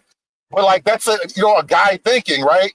Girls don't maybe think like that. Maybe girls can't even operate like that. So I don't know what to think about it. But this is the thing, Hood, right? There are literally people who are men who were powerful men themselves that could not think about even the Locks, right? Even Jada, Styles P, Sheek Louch, they couldn't touch Diddy. That's why he said, we're gonna throw a refrigerator off the top because you can't, they could. He said, you got more security. You got, it's like Fort Knox. We can't get to you. You talking all that greasy shit like, you be out in the streets. Yeah, you be out in the streets. You be out in the streets with the military. We can't get to you. So I'm telling you, like, it ain't like people think your other one went out. Okay, I got you. It ain't like people think, Hood. People like there was grown men that was terrified of Sugar Diddy, and obviously Shakir was one of them. May he rest in peace. Well, that's kind of the point I'm making. Like, even not every man is built like that too, right? Like, I mean, you think about the kind of things that happen in jail, right? Jail is a horrible type of universe, right? So it is possible to like break even a dude, you know what I mean? So I can believe that a woman can be like not physically, but mentally trapped. Like, she doesn't know how to escape the situation. Right, but even if she figure it out, think about it. When she was with Kid Cudi, he allegedly blew up Kid Cudi's car and was trying to delete Kid Cudi. Could you imagine knowing that could you imagine a woman knowing that her man is crazy, 730, and then she do something, she trying to get away, and then he do something to somebody else that she love? Like, that's gotta be, you can't even do nothing. Cause that nigga is gonna delete or try to delete the next man because of you. And the blood is on your hands. That's why I said, like, I cut her some slack because, like, I'm a big tough guy thinking like this. I'm willing to die to escape. Right. Because, like, I can rationalize myself through that. You know what I mean? I got to lose an arm to get out this spot. Okay, arm gone. I got to kill you to live. Okay, you're dead. Like, I can rationalize that really easy. I don't know that women can do that. Women typically aren't really built like that. And so, yeah, I'm willing to cut her a break. No, that being said, he might have trapped a freak. Like, those two things could be equally true. Like, she might be a freak. Like, there's no way. You know what's so ironic about this whole thing? It is disgusting right now. Her husband right now wants the wife that Diddy had. Shit. I know, right? I know. That's real shit, though. That's real stuff. My bad. That's real talk, though. He wants the wife Diddy had. You can say shit. Yo, listen, you can say shit. It's just no F-bombs. You good? I know I'm trying to train myself on those same rules, but it's just a weird duality of woman. You know what I mean? Like, you know, she could be a freak and she could have got kicked in the stomach. Both can be true. Right, but okay. Let's say for the sake of conversation that she's a freak, right? She was a freak, whatever the case may be. Do you recognize that still there were times where that nigga forced her to do some real crazy shit? Even with her level of freakitude, her level of wanting to please him, her level of wanting to be near him, her level of wanting to be next to him, do you realize that there were times where that nigga made that girl do some real crazy shit that she didn't want to do? I can't convict him on my speculation. I'm being really like well, it's prudence on this one right here. Like you gotta prove that. You gotta testify that shit in court. Don't ask me to connect dots, bro. Yeah, conservative. It has been connected. It has been proven. It has been shown. No. Has Cassie testified that herself? Like she was forced to do these things. Yes, that's not really what I'm hearing. I'm hearing she's a participant. That's what it's playing out like. That's what it's. That's what the defense that you're hearing in the like the media and the Twitter feed and all that. People are hearing this and saying it sounds like she was a participant, bro. Some of it, but this is the thing, right? You gotta remember, number one, they had an 11-year relationship, right? Number two, the text message and the stuff that they were playing were from the like in the first 2-3 years of this 11-year relationship. Number three, she left the nigga at least 2 or 3 times, but every time, you know what I'm saying? Well, I think every time except for once, he was the one that was really like, you know what I mean, getting her back. Number four, if a woman says yes 100 times, but she says no 2 times, is that still grape? Well, every no is its own individual crime, but that's not really the issue here because we can't prove these things. No, we can't. It has. She can only testify to it, and we can choose to believe or not believe, but that's her problem. By being a freak, and ladies, I want you to understand something about your credibility. Nobody trusts whores. Being a freak, it sacrifices your credibility. I don't like it. It is what it is, though. Because if we look at you as a woman who is willing to engage in all manner of sexual debauchery, then you would lie too. But hold on. This is what I'm saying. Yo, when you tie an elephant up when they're young, right? You use a chain, right?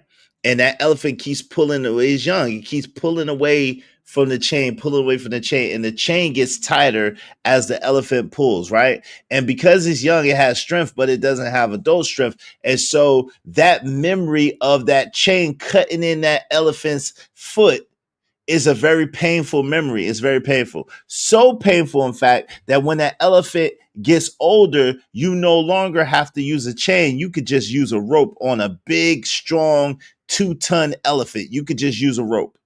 And that elephant will never try to pull away again. So the beatings, right? Although it's domestic violence, what the beatings signify is a conditioning in order to pose a threat. And this is what people are not acknowledging or realizing, right? These savage beatings that he's inducing on her when she doesn't do what he wants her to do, how he wants her to do it, like make eggs.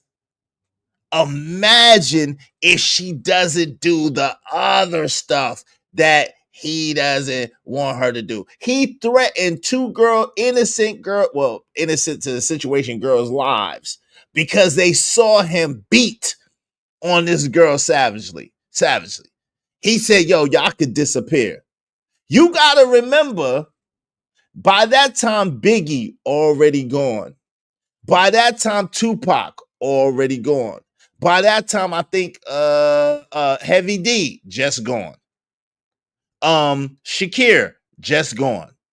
Who else was gone by that time? Black Rob gone. So the thing about it, I don't think Craig Matt was gone then. Can I stop? Wait, hold on real quick. So let me bring it home. I got you. Hold on. Let me bring it home. The point that I'm making is she knows that Diddy is extra powerful. Not only is Diddy extra powerful, but he conditioned her by beating her. And so by her beating her over eggs, what do you think that he would do to her in her mind if she didn't perform in a freak off? I'm willing to believe all of that, bro. But that's not the problem here. One, you're asking me, you're making a very emotional stretch right now. Okay. The issue at hand is whether or not we believe she's a credible witness. And this is just, that's all I'm pointing out, is she is making it harder to believe she is as much of a victim as she's painting herself right now. That's the simple fact of it. Because in all of these years, I mean, hell, 4'1" Cat Williams said, you got to tell Diddy no. And like, it just, after all these years, you finally decided to tell him no. And so it's like, so before you decided to tell him no, you just weren't ready to tell him no yet? Okay, well, if you weren't ready to tell him no, you know, the thing about all those dead men that he may or may not have had a hand in, and this kind of is the dark side of feminine nature, there's no stronger aphrodisiac like power. Like, shoot a nigga in front of your girl and see how, bro, I'm trying to tell you, the mollywop you get that night is going to be incredible. Look, beat a nigga ass in front of your girl. I could do that, but the first part I will not do. But because I'm talking like, I'm taking it to the extreme because you laid out extreme examples, and so that's what it is. And to be fair, I know that extreme example to be real. I've seen it up close, right? And so I personally witnessed, listen, you beat a dude up in front of your girl, like you getting it that night. You don't even have to do, you just walking in the door, clothes falling off. Like, because it's a weird thing about female nature. Hybristophilia is an uncontrollable hormonal response, and they are what they are. So I don't know how to really parse that out. Like, okay, was she that afraid, or was she drawn to the danger? Okay, but okay, let's just say, for the sake of just this conversation and people listening, don't get on me. I'm just having a conversation. So let's say, for the sake of conversation, it was the latter, right? She was enthused by it. She was excited by it. It aroused her, right? Yo, when she tried to leave, Diddy had bodyguards and stuff. Yo, shout out to the man, the angry man in the building. What's going on, fam? How you doing, fam? What's going on? I was just listening in. I wasn't going to join until I heard this foolishness that is shocking. And it's just before you jump on me, angry man. Let me just give you a quick shout out. I was watching your appearance on Fox Soul. I appreciate you taking all this messaging to a mainstream audience. But go ahead, let me have it now. Yeah, it was dope. But yeah, hold on. Hey, let me just say this because I was in the midst of it, but shout out to you. This is what I'm saying, right? Yo, it's crazy. They act like Diddy didn't have bodyguards who were goons and police on payroll. The nigga got the key to God doggone New York, key to the city. Diddy, I run this city. Come on, man. Go ahead, AM. You got it, man. No, he didn't just have goons. He had New York goons. Exactly. And this whole thing where it's like, oh, well, Cat Williams said you got to tell Diddy no. You don't tell Diddy no. Not no girl. Don't you get it? There's grown men that was scared to tell Diddy no. Angry there, you just got here. You missed my intro when I kind of laid out this whole thing. I don't know where to land on it. That's why I said exactly what you're talking about. We're talking about both sides of this very thing, bro. Bro, you just made an argument a second ago which justifies, like, based on your argument, a chick that's an escort, you feel me? You can go ahead and delete her and roll her up in a carpet and toss her in the trash. Hold on, what did I say that led to that? I said that sexual freak makes you lose credibility. I didn't say you said that. What I said, no, but what's the argument that amounts to that, though? What what I said is the argument that amounts to that is it does not matter if she is in a text message saying I'm cool with this, or if she's on a phone call saying I'm cool with this. It doesn't matter. Once you have established that this dude is abusive on that level, and that this dude has freaking used his money to silence people, to shut people up, you have to weigh that into it. This is not a case of some random dude with a random chick that is just trying to get some money out of him. You dealing with a dude that's basically an arch criminal and has been one since the 90s. Since the beginning. Yeah. Well, hold on. You don't think at the same time, look, I've been arguing both sides of this, right? So you don't think being an arch criminal is an aphrodisiac?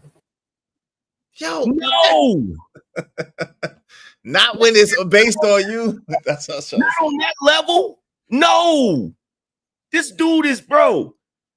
When she first met this dude, she didn't know none of that about him.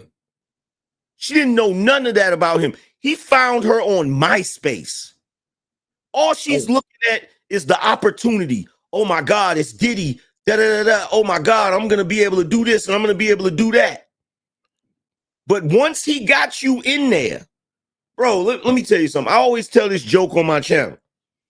You could be a regular random person that's kind of oblivious to what goes on behind the scenes in hip hop, right? If you don't really know anybody that's in the industry, you don't know all of the horror stories and all of the dark stuff, right? Horror. So you trying to get into the music industry. Somebody invites you to a party, right? You go to this party. You in there mingling, you seeing stars, and you like, oh my God, I'm gonna mess around and make some connections or whatever, and I'm gonna get a job and all of this, right? You on one. You drink the wrong drink. And then you wake up the next day and your booty hurt. Who you gonna tell? I hear that, every man, but why is she putting out messages right now saying I have love for the past? Like, there's weirdness there, bro. You said what? What? She's putting out statements right now saying I don't hate Diddy, I have love for the past. Like, what the hell does that mean? Yo, it's Stockholm Syndrome, brother. Syndrome. He didn't beat the bro. This is a 10-year relationship. 11. It's Stockholm Syndrome, fam. Bro, she got the crap beat out of her. We talking about psychological damage. We talking about all types of stuff. And this is look. I said this earlier on my show. Okay. A lot of dudes don't understand this because a lot of dudes, and I'm not saying you, hood conservative, I'm just saying in general, a lot of dudes can't get a woman to make them a sandwich. Okay. So they don't understand this. If you have ever been the type of dude that has been able to get a woman's mind, a woman will do anything for you. Anything. If she loves you and you've got her mind, she will do anything for you. And I'm not even talking about no billionaire nigga. I'm talking about a nigga with a dirty wife beater that drives a freaking her car. Her car. You feel nigga me? that drive her car, AM. Niggas be driving her car, not even have a car. Yo, AM, check it out. Yo, they got a whole series called For the Love of My Man, bro. What are we talking about? They got a whole series For the Love of My Man where women was crashing all the way out for niggas. Like, what are we talking about here? Why they acting like turned out? And that's why I said the other day, they acting like being turned out ain't a thing. Yeah, but those women didn't even have to get beat on to do that. Like, this is something that exists purely in the female psyche, bro. Whether or not a dude is abusive and violent is really irrelevant. Women are just kind of, they have a weirdness about that. Nah, fam, we can't put that on that. Women are guilty of a lot of things, but I can't put that on that. Go ahead. Hold on. That is not unique to women wanting to like have an inmate in jail that they take care of forever. Men ain't really doing that. Men are down loyal for their girl who go to jail for 20 years. Shit, Pat Bruce, what you talking about? Go ahead. Yo, he's so unique, bro. He's one of a kind. Bro, check this out. Look, I did my show early today. I was amazed at the amount of dudes that was coming in there saying the stuff they were saying, right? So for today, bro, I'm gonna be a simp. I'm gonna be a white knight. I'm gonna be all of that shit today. Cause y'all niggas is wilding right now. Wilding. Like y'all niggas is wilding right now. Like y'all are acting like just because, bro, niggas is saying, yo, she wanted that shit. And I'm like, whoa, like y'all are really I'm not even going that far. Hey, hold on, right? hold on, Hood. Let him finish. Cats is getting outside of their body. And yeah, I'm that's like, rapey. Yeah, that's like, soon as I seen a dude say that in the chat, I'm like, yo, bro. He's like, well, she said it out of her mouth. Yeah, she may have said it out of her mouth, but it don't sound good coming out yours. That's the weird part about it, right? Like she can say choke me, I can't say I'm gonna choke you, right? That's the weird part about it. Exactly. Like, look, I was given the world, I didn't make it. It is what it is, bro. So my thing is, look, y'all can say, and here's the other thing that, who's that? Somebody got background. Here's the other thing. My bad. No, it's Petty Pendergrass. Go ahead. Here's the thing you said that I'm sorry, bro. I vehemently disagree. You could say, okay, well, maybe Cassie's a freak. That shit Diddy got going on, that's not freaky, bro. That's beyond freaky. Damn, demonic. Bro, that's if you took freaky. I'll put it to you like this. Freaky is Bruce Banner. What Puffy's doing is the Hulk. That's how much space there is between that shit, bro. That is not freaky. That is weird, crazy, demonic, cultish, all of that. Everything you could think of, bro. Hold on, you kind of got me wrong. I say she could be a freak, and he did kick her in the stomach. Like both things can be true. I'm not disagreeing with what you said. You just took it way past the little point I was trying to make when I said that. Yeah, no doubt. To say that she's a freak, though, right? To say that she's a freak, in my opinion, and there's a lot of dudes doing that. It seems like that seems dismissive to me, man. It seems like this is what it seems like to me. It seems like Cats is trying to, for the sake of men. It seems like Cats is trying to make a case against her off the strength of we tired of these men being drugged to court. But there's only one problem with this, and I feel y'all on that. I feel y'all on the whole men keep getting drugged to court, having their money taken, all of that, being accused of stuff, prosecuted. But this ain't the nigga you want to fight for. You don't want to make him the poster child, bro. Yeah, this ain't it. But hold on real quick. Hood service, give me 1 second. Shout out to Chicago Loso in the building. I knew AM was coming. Beano Nation, let's go. Shout out to you, Chicago Loso. Shout out to Angry Man. Jordan said, get them likes up, y'all. Get them likes up. Yo, he also said Izzy Band Squad and Beano Nation. Shout out to that, the Ismailite Nation and the Beano Nation. Shout out to Just Me. Aka the cheerleader. Never thought I'd see the day I hear Angry Man say what he just said. Angry Man is civilized. He went to civilized university. He's not an animal. We got logic and reasoning. We don't agree with no bullshit. Bullshit is bullshit. Shout out to Emperor Coach at 3 or 30 grade. Said that's nasty as F. Well beyond freaky. Yeah, it's downright demonic. Hey, listen, y'all support this show, support the stream. Now, dope discussion, deserve dope donation, compensation for the conversation. Let's do good business. And no angry man slander. All right, let's get to it. But here's the thing, just me. Here's the thing, right? I'm surprised that you're shocked. And the reason why is because, look, I don't have no brothers. I don't got nothing but sisters. Like, I don't rock with that type of weirdo, like terrorizing and torturing women type shit. I don't get down with that goofy ass shit. And look, how long have I been saying Puffy's the devil? For a long, long time. I've been saying that forever. And I've been trying to make it Ever look. since that big shit, ever since we seen that shit, we was together, right? When we was hanging out together when we seen that big interview with Joe Cleese on the playground, right? And then right after that shit happened. We was like, what the freak? And then you've been saying it ever since that shit. You was like, yo, I'm telling you, Puffy did that shit. I was like, yo, fam, what? You said, yo, I don't care what you say. Puffy did that shit. City in the basement, y'all seen then, right? Not the first. We've been Joe on. Cleese? Yeah. We've been on. Yeah. But then wasn't he the one that interviewed? It might not have been Joe Cleese, but I thought he was the one that interviewed him in the park. But it might not have been him. I can't remember. I think it might have been him. But Probably would have had to been. Joe Cleese was popping back then. But no, like y'all are like, bro, y'all are acting like this dude is just, bro. This nigga's pulling a Kaiser Sose on you niggas. He is not Verbal Kent. Y'all are bugging right now, bro. Like, look, I don't know what it is. Maybe it's because he's sitting in the courtroom without his hair dye and he looked like Father Time. Maybe y'all getting some empathy, but bruh, this dude is guilty of crimes. Fam.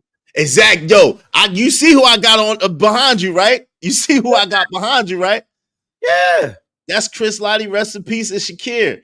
Rest in peace. So, yo, that's what I'm saying. Yo, that's why I said earlier, he guilty of way more shit than this. This is the lightest of what he can be going to do. Yeah, that's the thing, though. That's the lightest shit. People really want him to go down for something like some RICO.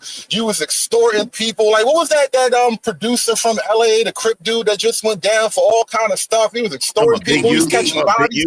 Right. He was like, we're expecting to hear that kind of stuff from Puffy, but so far it's like, well, beyond, like, he obviously kicked her on that video, but everything beyond that is really hearsay at this point. And I'm just telling you, as far as cases go, I want to hear more evidence because you missing it. It's not looking perfect so far, bro. Y'all want it to be a slam dunk, and I believe Puffy is the devil too. I'm with you. When I first talked about Puffy months ago, when it first came out, I'm like, I don't even know what she's talking about, and I believe her. I think he did more stuff. I think she could make up stuff and she'd be right about him. But okay, you gotta actually make the case, bro. That's the problem you have right now. It's looking crazy right now. Damn, let me say this one thing real quick. Yo, check this out, Hoodservative. This is the thing. This is only the first week of the trial. Like, yo, the trial is set to be 7 weeks. And yo, they only in the beginning of Cassie and Diddy's relationship. Understood. Like, you gotta hold on real quick. You gotta let it build. Go ahead, AM. My bad. I just wanted to say that. Yo, well, here's the thing. You said a lot of the other stuff is speculation, right? Bro, if it walk like a duck and quack like a duck, it's a duck, man. You name any other dude of prominence like that has that many artists that are complaining about how they got screwed over on their deal. That many artists that the moment they left from Bad Boy, they immediately ran to religion. That many artists around this dude that just ain't here no more. Do you realize the list of people that was close to this dude that ain't here no more? I was going through that. Hold on real quick. And on top of that, the liquor companies that he pissed off. But hold on, but I was going to that. But this is the thing, right? AM. Yo, you know what I said, and you know what I think? I'm willing to bet good money. Because they just declared allegedly, I think it was yesterday, the feds did, that anybody who is not testifying against Diddy and was around this thing, they're gonna tie them into the RICO. And they are, if they're not testifying against Diddy, they are for Diddy, and they going after all of them, right? What I'm willing to bet is at least one of those bodies is going to come out by the end of this trial and be put on Diddy. At least one, if not more than one. It gotta be like the law of averages should state this. Something like, bruh, that's how they're gonna tie. That's how they're gonna tie the RICO. Go ahead, AM. That's how they're gonna tie the RICO. I'm telling you. Go ahead, AM. Look, let me tell you something, bro. Let me tell you something. I don't look, nobody should be defending this dude, man.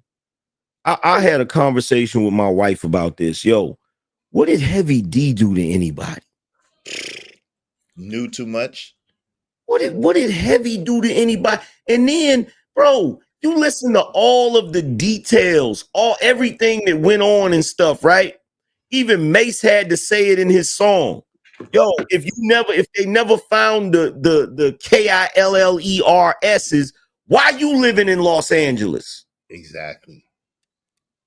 Yo, bro, thank you. He made Biggie go out there.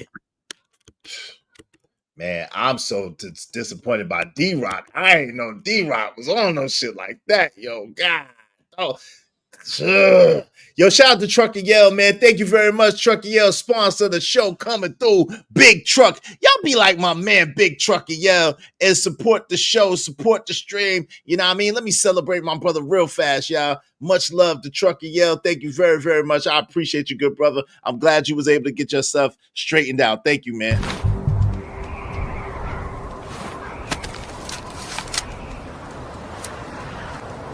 God damn it, I like the way you do bit. Make money, make money. When shit hit the fan, we'll take money.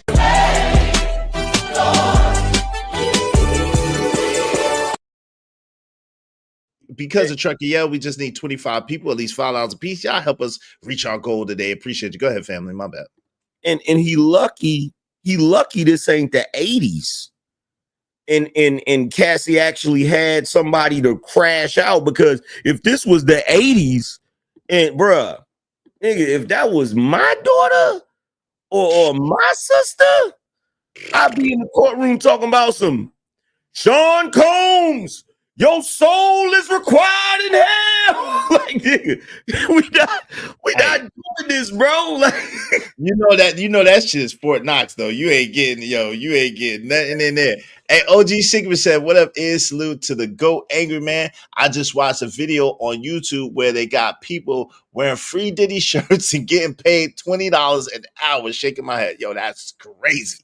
That's crazy. Yo, shout out to Narratives Dollars. What's going on, family? I'm just letting the case play out. Hood Conservative made a good point, and Angry Man is onto something about the mysterious deaths of all these people. And you're right, Israel. Those who are silent may be tested. Yeah, they're gonna testify. Come on, man. I ain't even see the rest, but I know you're gonna say they may be testifying. Yeah, either summoned or charged. That's a fact. They're gonna have to testify. Shout out to Red Scorpio. That's a great point, Red Scorpio. Mary J has been on what they call it 0 Dark 30 since this trial began. Mary J ain't said shit. A lot of people quiet. A lot of people quiet because they know what time it is, right? It's like I said earlier. I said, look, y'all don't realize, like, okay, so let's clear this up. For all of the people out there that's not New Yorkers and you don't know that much about New York. Do you know what it means to be P. Diddy in New York? I don't think y'all really understand this. Like, this nigga really genuinely felt like he was king of New York. That's why, yo, did you hear about that? Is that when they was booking the hotels, he was booking under Frank Black? I think I heard you mention that. Frank Black, and what's the other one? He had like 3 names. But go ahead. Bro, that right there, to me, that was him throwing shade at Biggie. In my opinion. I don't care what nobody. Because of the Frank White? Hey, you got Echo Blanco. You got Echo. Yeah. So, like, for him to be okay, so you got, look, here's a hint. There's one point where he wanted to shut Cassie down from drug use or whatever, right? Or punish her or whatever. He said he put a call out to all the local drug dealers not to give her any drug. Bruh. You know who you gotta be to be able to do that? Be able to do that? Like, bro, talk about the police being called to the hotel because there's a disturbance and they show up to the hotel. He go in the bag and hand them some money and then they dip. But you think she wasn't scared of him? Hey, yo, Bro. Farnsworth Bentley found Jesus, man. He married, found Jesus, got kids, and is on the low doing his thing. Shout out to Farnsworth Bentley. Got the hell away from Dodge. Yo, Loon is a Muslim. Shout out to my brother Loon.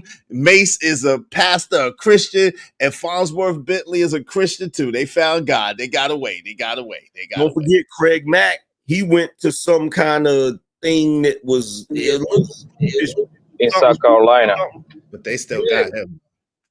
Yeah, but like, bro, like y'all really not understanding. Like, if you go back and look at the history of everything, you got to understand the people he had around him, bro.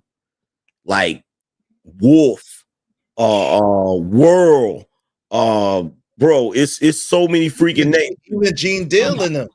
Wolf got done the worst. Gene Deal was linked in with Black Hand, which is Chaz. You got them Queen niggas. Yeah, you got who else? You also had Haitian in them, Jimmy Henchman in them. Jimmy Henchman in them. Yo, bro was linked in with all of the underworld dudes, the top dudes. Like, where was Cassie gonna go if he decided, yo, you're not going nowhere, and I dare you to try to go somewhere? If she would have went anywhere, bro, she wouldn't have got far. She'd have had to go to the Vatican. Yo, Big Ruck 77 said, let P. Diddy fight himself. No doubt, Big Ruck. Yo, y'all support the show, support streaming. I mean, dope discussions, deserve dope donations, compensation for the conversation. Alignment, are you at it again? Talking about glazing. Yo, alignment. See, somebody do something to make me feel better. Put my little brother alignment in timeout. This nigga always be acting up, man. He got to go. Brooklyn. Yeah, what up, boss? Do something to make me feel better. I thought you never asked. What you gonna do, man? What you gonna do to make you feel better? Hey, someone put a baby bag on alignment head, man. Let him relax his throat. This was funny. He said, y'all about to get these dudes indicted if they not. Bro, first of all, most of these dudes is either locked up already or already gone. Right. In the statute. Right. Come on, man. What you talking about? Bugging right now, bro. Bugging, man. Yeah, I don't even move like that. Like what? Like, bro, like, these niggas don't understand. Is the only person on the panel where his fit is dusty. Everybody fit, sharp, and Christy. Shout out to Trucky Yell. If you're gonna talk junk, at least talk junk. Be a sponsor of the show. I appreciate you, brother, because I'm not even on camera. But thank you very much. I appreciate you. I appreciate you, man. Thank you very much, man. Y'all be like Trucky Yell. Don't talk no shit to me, but just support the show. Support the show because of Trucky Yell. We just need 24 more people, at least $5 a piece, to help us reach our goal. Help us reach our goal today. Go ahead, AM. You was trying to say something. I was saying that most of them dudes, you know, Wolf is gone. He was in that shootout with BMF. He gone. Yeah, in ATL. Yeah, a lot of these dudes either locked up or gone. Henchman gone. He probably never gonna see the light of day again. Preem too. Yeah, he got life, right? And the other one got the other I forgot his name. The other Haitian, he got shipped out to Haiti. Yeah, Haitian Jack. Yeah. Haitian Jack. He got there you go. Haitian. Dominican. In Dominican Republic, that's where he lived, but he a Haitian. Yeah, he's Dominican Republic. So like, it is what it is. But yo, I'm just pointing out Diddy's connections ran deep. You feel me? It's not, you know, it helps that his pops was Melvin Combs, you know what I'm saying, was already part of that world. So like, yo, thinking like that nigga is something to play with. Sure. Yeah, you gonna have to, yeah. Listen, like, and I told people, like, people don't understand. If Jada and them made it, but they couldn't get at Diddy, and they said it. They couldn't get nowhere near Diddy. Mace is connected. Mace couldn't get nowhere near Diddy. Mm-hmm. When it come to war, like going to whatever. Even Suge and them. Think about this. Big Suge and them. If they was battling like people say they was, Suge couldn't do nothing to Diddy. Couldn't get nowhere near Diddy. So think about how crazy that is. There was a story of where they met each other in LA and nothing didn't go down. At least that's what Suge said. You know what I'm saying? But there are plenty of times that they could have got him out in LA. I mean, anybody can get out. Yeah, it was a story that Diddy supposed to pull up to. Force. You know what I'm saying? If somebody want to come with force, they gonna come with force. You know what I'm saying? Especially if you in LA, like the scene that they painted. You know what I'm saying? I was listening to Suge from the jail, whatever it was that he was calling from, and he said that they encountered him. You know what I'm saying? They seen each other. You know what I'm saying? Whether Puffy was on some other shit. You know what I'm saying? In Cali. Trying to roll up on him, or I mean, it was plenty of times that it could have went down. Yeah, you know why it didn't go down? You know why? You know why it didn't go down? Because Puffy is linked in with niggas in LA. True. It's politics. He's cool with a certain Crip. I ain't gonna say no. Yeah.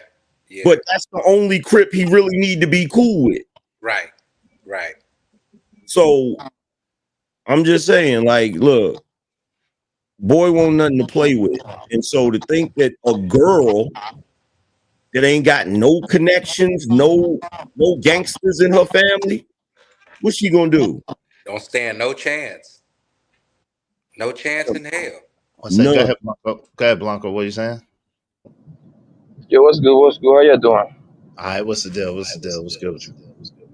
Yeah, good, man. It's week 1, bro, and a lot of people. The thing is, a lot of people don't understand. He's facing the RICO thing, right? The first one is what racketeering. That's the heavy one. That's the one that carried 25 to life if you found guilty. The second one says trafficking. The second, transportation of the prostitute niggas and the bras there, right? The first, this whole case is centered around Cassie. She's like the star. She's like the LeBron James of the case, if you want to call it. She's the main character. The first week, and obviously, as of right now, I don't think they can get on the racketeering part because he became a little he became too you can tell people is confused. You see what I'm saying? You got to be able to put yourself in the jurors' shoes too.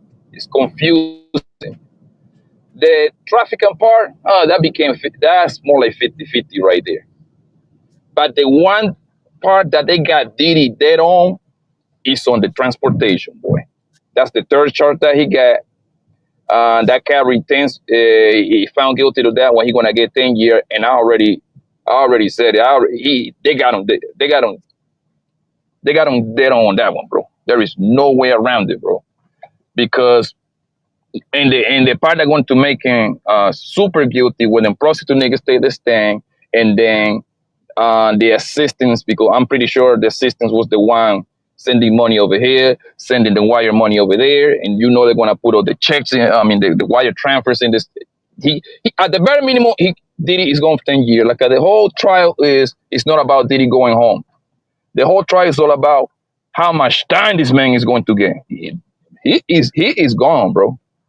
Right, but this is the thing. I'm telling you, as this trial goes on, I think he made a big, and I said this before, I think he made a big mistake not taking a plea deal, right?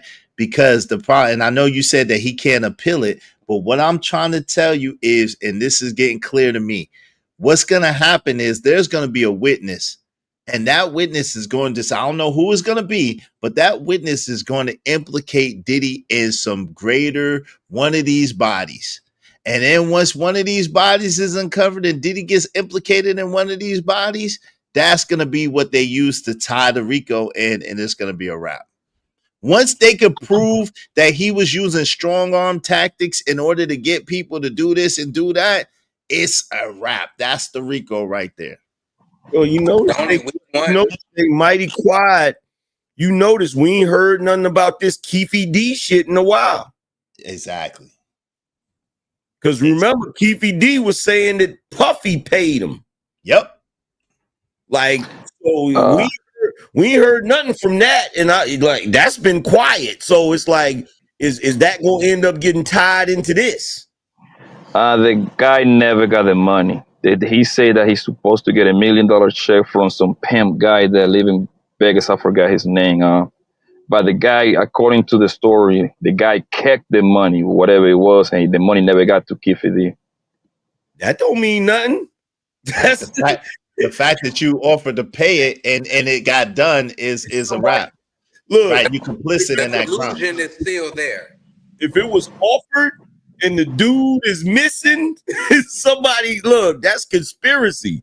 Right. and that people got hold on real quick. People got locked up for less. Let me read Trucker Yell's comment. Thank you very much, Trucker. I appreciate you supporting the show. Trucker said $5.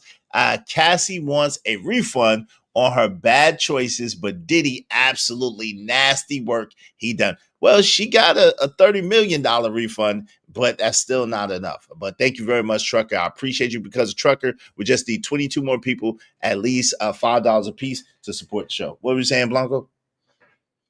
I think the thing is that with the whole Keefy thing is a he say, she say type of stuff at this point. Conspiracy maybe, but it's going to become his war against my war. I got $1 million lawyer. You just Keefy D is broke. They will eat that alive, bro. Unless they got something concrete, writing, something that you can pin him down.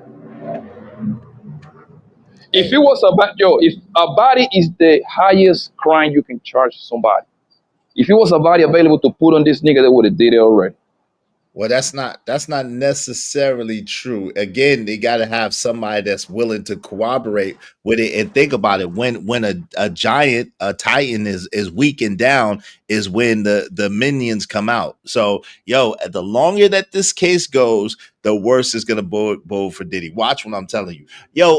Shout out to James Kills. He said Suge was a billionaire as well and still couldn't touch Diddy.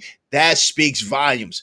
Sing Lacey a song said, male monsters are out here. Yeah, there are some male monsters out here. There's some female monsters too. So let's don't do that, right? Narratives Dollar said, believe it or not, y'all, they have been investigating Diddy since the 97. Absolutely. I agree with you. AM, speaking of these two brothers up here, may both of them rest a peace. They was deleted around the same time, and both of them was said to have deleted themselves by popping themselves in the head, right? You a little bit more of a connoisseur of Fifth than me. Is that part of the reason why Fifth be going so hard at Diddy because of the Chris Lighty connection and the fact that he might think that Diddy got something to do with that Chris Lighty thing?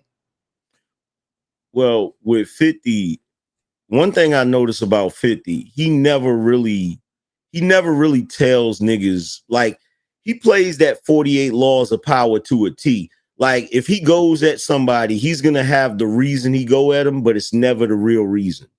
So I wouldn't doubt it. You know what I'm saying? Like, for instance, I believe the only reason he got an issue with Preem is because of Black Just losing his. You feel what I'm saying? But everybody think it's because of Ja Rule and Irv Gotti and them, but it ain't. I know it's because of Black Just. You feel what I'm saying? So it probably is because he was real close with Chris Lighty. Yeah, he was real close with Chris Lighty.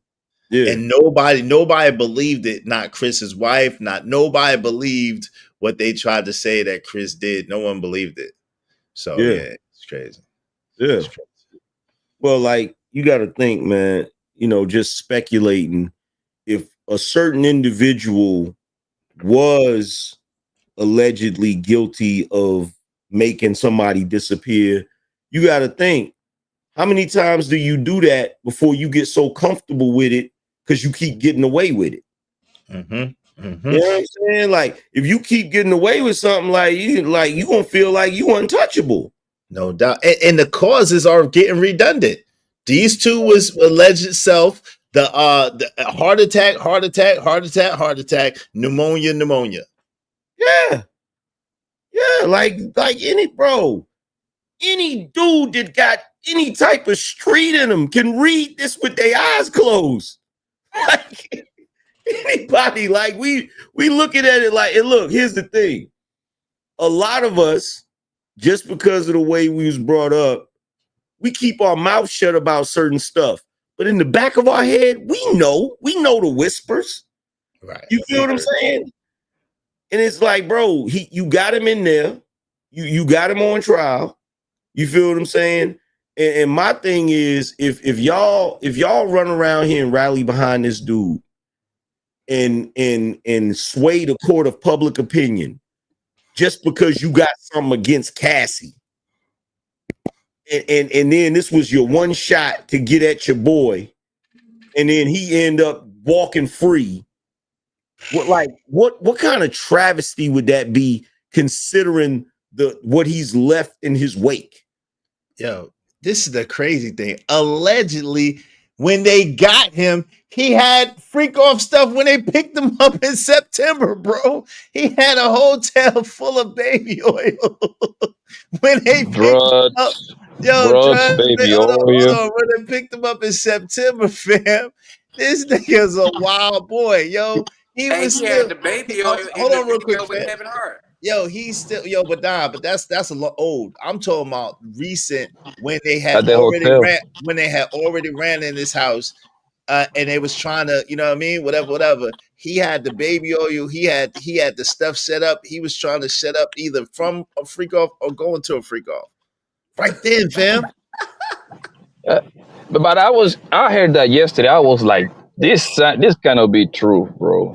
And then I started thinking. No, I'm not saying this cannot be true. Like I was like, yo, there is no way this nigga's that dumb. And then I started thinking. I'm like, yo, this might be a play for this nigga to kind of like claim to be an addict, junkie, that he can just kind of control himself, because you gotta understand, this happened at the hotel, right? He was there already to turn himself in. Hey, right? You know what he said. Like, you know, when they caught him with all of that freak off stuff, you know what that nigga said, right? What did he say? Take that. Said cancer.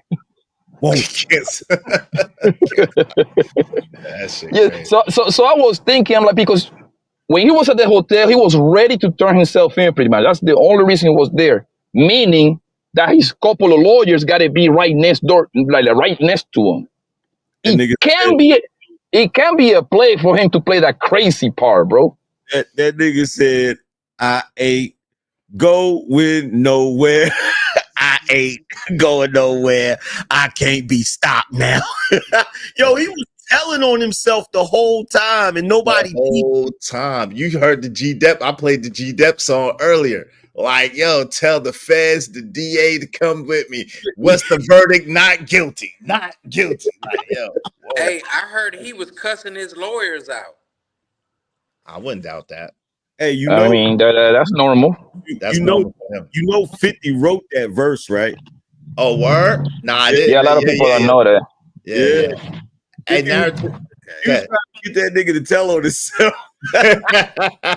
Yo, Narrative said he's definitely a monster, but didn't do dirty work himself. That's where the RICO is going to come in, bro. Yo, if you are the head of a criminal enterprise and you putting money on people's head and bags on people's head, that's where the RICO is going to come in. The bodies usually tie in the RICO like a perfect bow. That's what ties in the RICO, the bodies.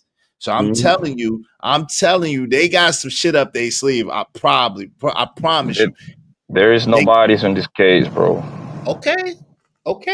There's a lot of bodies around it. That's fine. That's fine. This paperwork's being filed. This is what they're fighting on this court. That doesn't work to the point now that a body all of a sudden gonna be included into this case. That's not how that works. Yo, fam, fam.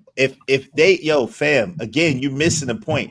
If they get a witness that they know, you think they play the game straight up? You think they're gonna play? They're playing this shit straight up? They're not. Diddy got 9 of the most high. Hold on, I need to mute you while I'm talking. Diddy got 9 of the most high-powered, impact, high defense attorneys on his side. 9 of them. So the prosecution. Brian Steele. Hold on real quick. The prosecution is not going to play this straight up. What they're going to do is they're going to call a witness. They're going to ask witness some questions. The witness is going to watch what I tell you. The witness is going to say some shit that's going to allude to some other shit. They're going to ask them about it and make it seem like they never knew about it the whole time. And then it's going to tie it in. I'm trying to tell you what God love. I see it like a 27-inch Zenith. Believe it. So you're saying that he's going to be charged with a body at the end of this trial? But look. Y'all also said, not you, Poppy, but niggas was also saying when she sued him in the civil case, everybody was like, "Oh, it's just a civil case. It ain't criminal." You even had people saying you even had people doing their investigation, going to like trying to find out if New York had the Southern District had a case against Diddy, and they lied and said they didn't. And then all of a sudden, boom, RICO. So it don't matter what they hitting him with right now. That don't matter because he can always be charged with some more shit. You could be already in prison serving time and they'll charge you with some more shit. Right. It's no statute of limitations on deletion. Yeah. Ain't no, if anybody mess around and give, look, let me tell you something. I don't care what nobody say. When you have that big of a reach, see, that's what happens when you have the dudes that get to that level. You can only control so much. When you start getting a reach like that, you lose like the quality of your reach, which means, bro, when them feds start questioning people and they getting shook because they don't want to do fed time, you wait and see what pops out of the damn Jack in the Box. Hey, shout out to DJ Witch Doctor. Salute, DJ Witch Doctor. I appreciate you, bro. Compensation. Thank you very much. Y'all make sure y'all check out the brother DJ Witch Doctor over on this channel. Be doing this thing on the late night. DJ Witch Doctor, not for humans, not for humans. Check him out. Thank you very much. Because of DJ Witch Doctor, we just need 21 more people, at least $5 a piece. Compensation for the conversation. Let's do good business. Appreciate you. But yeah, man, it's wild though. So Dawn Richards, were you able to see that AM about Dawn Richards' testimony in the trial yesterday? Nah, I didn't see that. But yo, hey DJ Witch Doctor, tell your boy Free the Green he smell like slave armpits. Yo, Dawn Richards yesterday, fam. You know who she is, right? She's the shorty from Dirty Money. That was in Danity Kane, right? Yeah. That was the one that was talking shit on them interviews, right? Yeah, she was the one that seen. Well, not the white girl. That's Aubrey all day. Okay, right? but she's the black chick that kind of looked like who she looked like. She looked like somebody. But anyway, Dawn Richards was in Danity Kane and in like wait, hold on, bro. And Dirty Money. So this is the thing. She testified yesterday that not only did Diddy was beating the living shit out of Cassie in front of them, but he threatened them, essentially said, yo, where I'm from, if people talk about stuff that they see, they end up missing. I'm telling you, that right there gave me the indication somebody's going to say something in this prosecution that is going to make people ask questions, make them ask questions that's going to lead to something else, and the body going to fall out. I'm trying to tell you what God love. I feel it. Yeah, that was some wild shit to say. It was. Then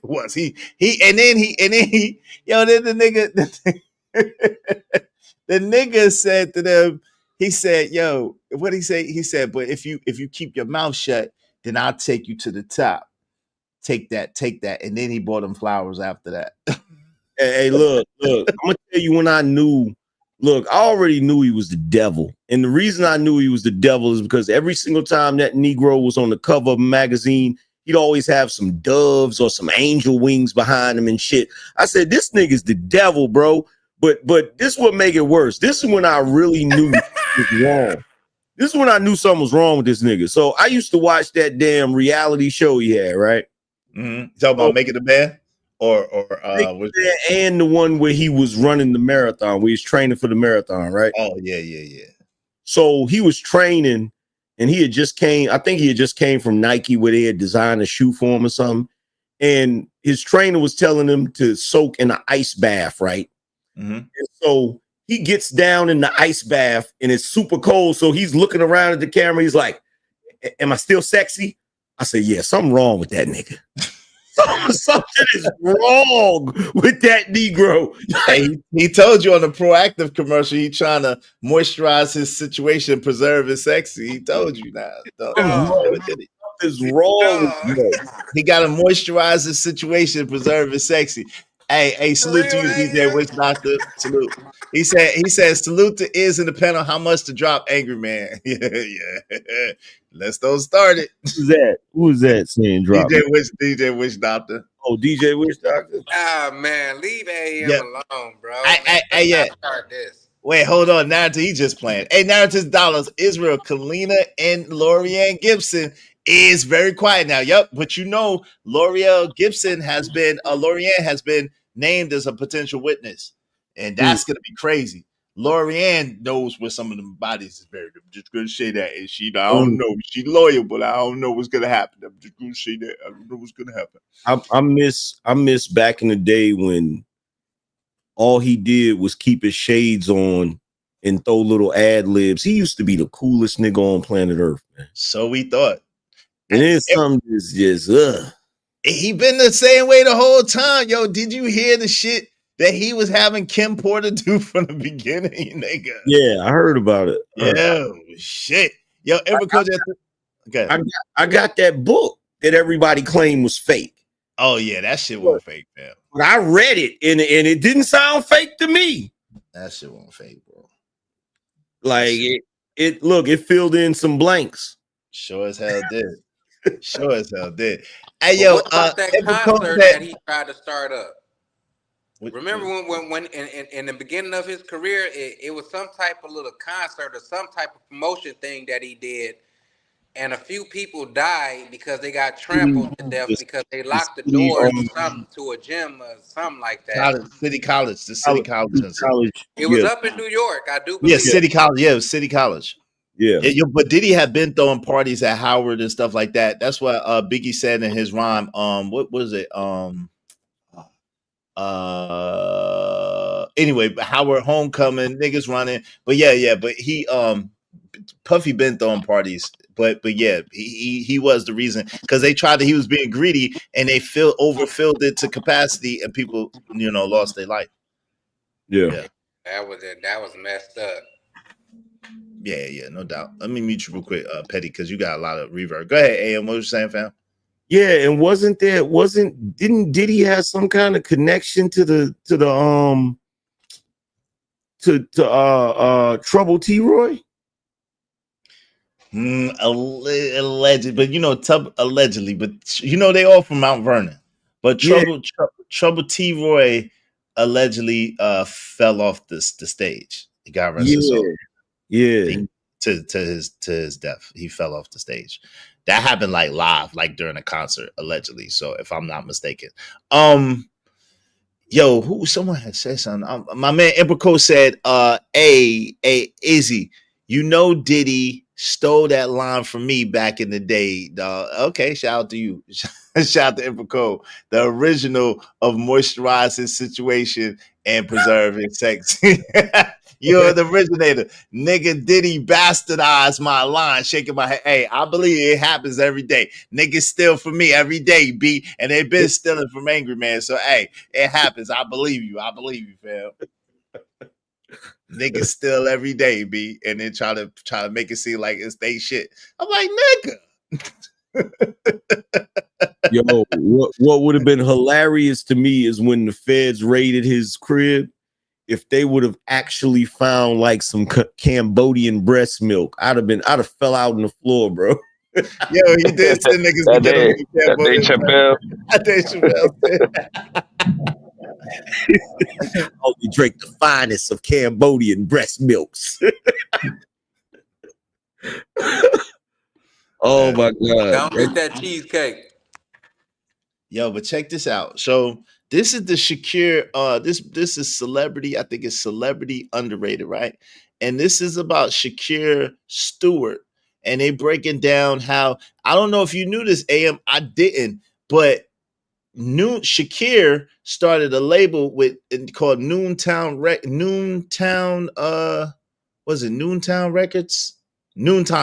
right?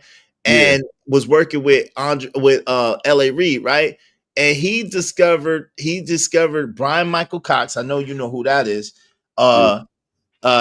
He was working with Beyonce and Jazzy Faye. And then but Shakir also allegedly had a baby.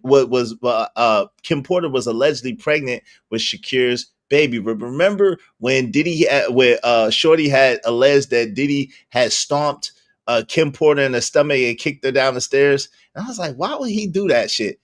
I think that was the reason why, bro. I think that was the reason why. Let's get to it. Let's get to it. Check this out. Introducing Jay-Z to Beyonce. Wow. Now, also around that time in the year 2000, Shakir and P. Diddy's ex, Kim Porter, started dating. Because at that time, you know, Diddy and Jennifer Lopez was together. Then they had broken up after the club shooting that got rapper Sean deported and locked up. So once Jennifer Lopez peoples prevented Puff from seeing her, that's when Diddy wanted to get Kim Porter back. But she was dating Shakir Stewart at the time. But you know how Diddy is. Once you Diddy's girl, you always gonna be Diddy's girl. I remember him as Puff Daddy now, and all the wild stuff about him in the media throughout the 90s, the early 90s. Diddy got power, and he had Kim Porter's phone tapped to keep tabs on her, and he was calling her like 50 or 60 times a day. You remember that? God rest Kim Porter. So you remember that when those allegations were coming up that he had her phones tapped, he had a whole crib tapped and all that. You remember that? Yeah, he had this shit wired for sound. He had it. He didn't just have the phones tapped. I heard he had cameras in there too. Yeah, allegedly. Yep. Allegedly. Yep. That's how you know. That's how whenever a dude start talking about Diddy, you know he a Gen Xer when he say Puff. Yeah. When the nigga call him Puff, you already know. Yeah, you know that nigga what he was doing back in the day. Puff Daddy. Let's get to it. Yeah, Jennifer Lopez was very upset that her name was brought up. Hey, listen, she was tied to it. She tried to get away. She tried, and I was, was it just me? But like back in the days when I thought Jennifer Lopez was so wrong back in the days for leaving Diddy. Now I'm like, that bitch was smart as Yeah, but look, she looked brilliant. You heard what Gene Deal said, and I always wondered about that too. Gene said Biggie didn't like Puffy, and when he gave him that nickname P. Diddy, he was picking on him. Oh wow, I don't know. Wow, because you know where that come from, right? Yeah, Diddy Kong, the monkey, right? So like he called him that, picking on him, and he didn't realize it and ran with it and shit. The same way like he didn't realize 50 was trying to get him to tell on himself in that rap. You know what I'm saying? Like, shit is wild, bro.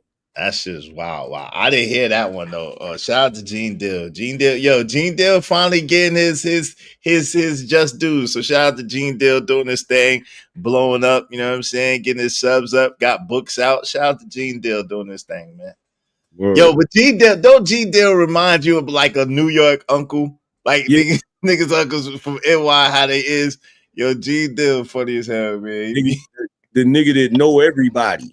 No He doubt. remind me of a Detroit uncle too, because I mean, I understand the New York aspect, but also, you know what I'm saying, in Detroit, we got cats out there like that too. Yeah, he even Gene even shed some light on the whole 50 situation. What did he say? I didn't hear that one. Bruh, it wasn't even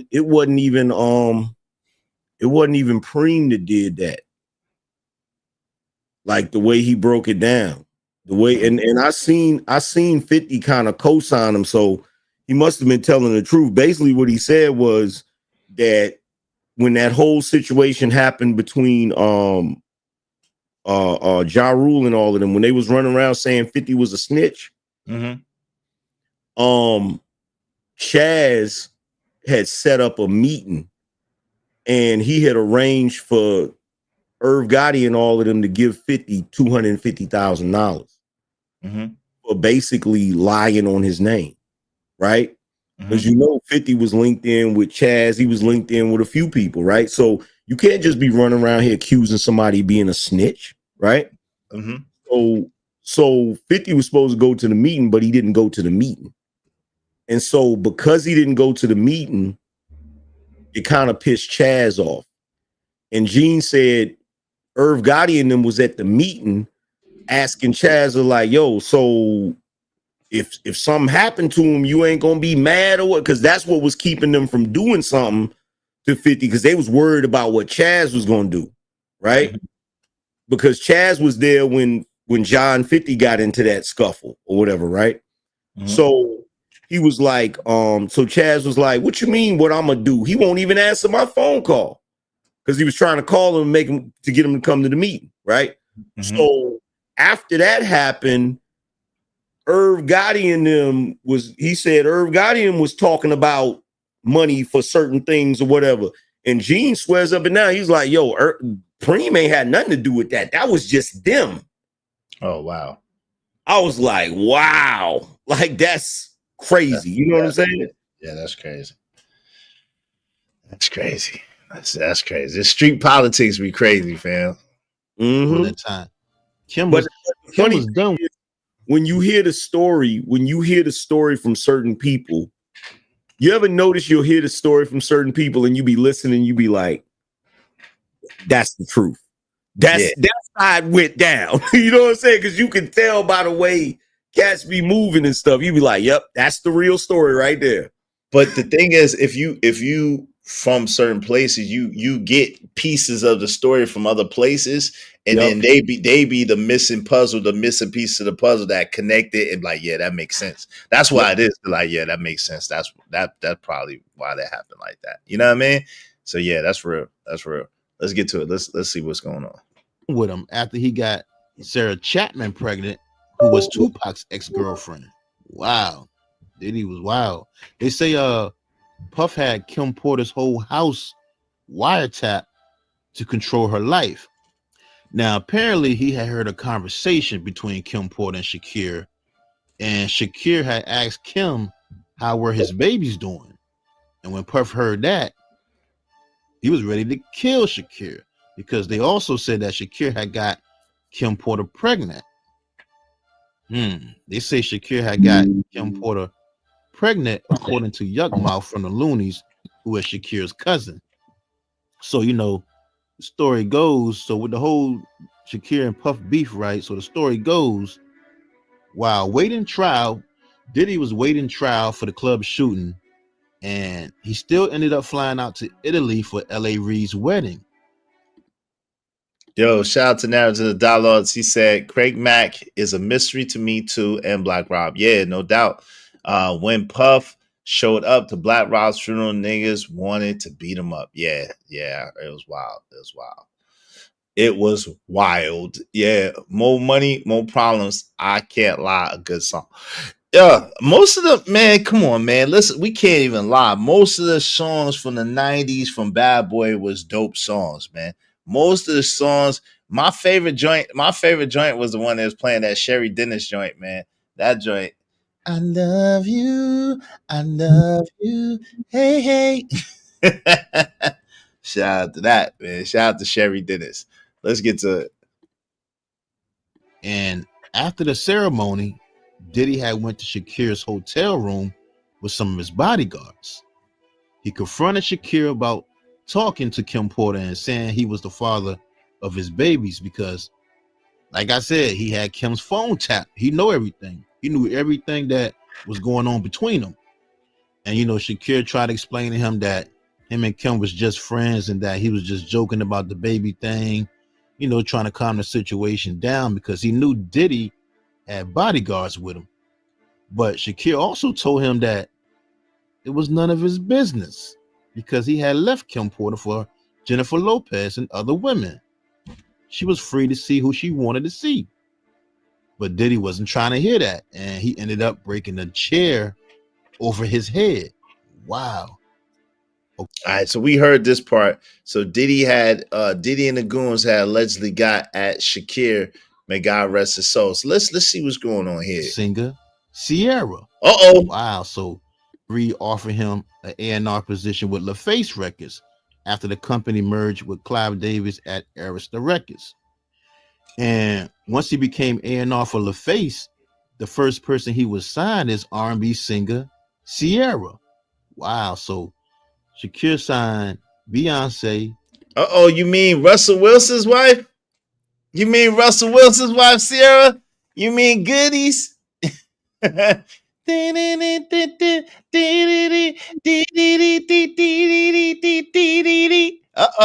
You mean Sierra? Uh-oh. CC? Uh-oh. Uh-oh. Uh-oh. Now you got Sierra, two of the biggest female acts in the world. That's crazy. Man, hey, Shakir, the man knows talent. He knows talent. And you know, with him running publishing, some of the songs he was responsible for were Petty, your mic survive. Hold on, Petty, your mic is messed up crazy. Your mic is messed up crazy. Yeah, come back, go out and come back. Your mic is crazy. Hey, what's up? What's up? Omni, peace. I'm convinced Diddy was the avatar that Victor Sweet from Four Brothers was on. Yeah, you mean this? Do you mean this Victor Sweet right here? You mean the Victor Sweet?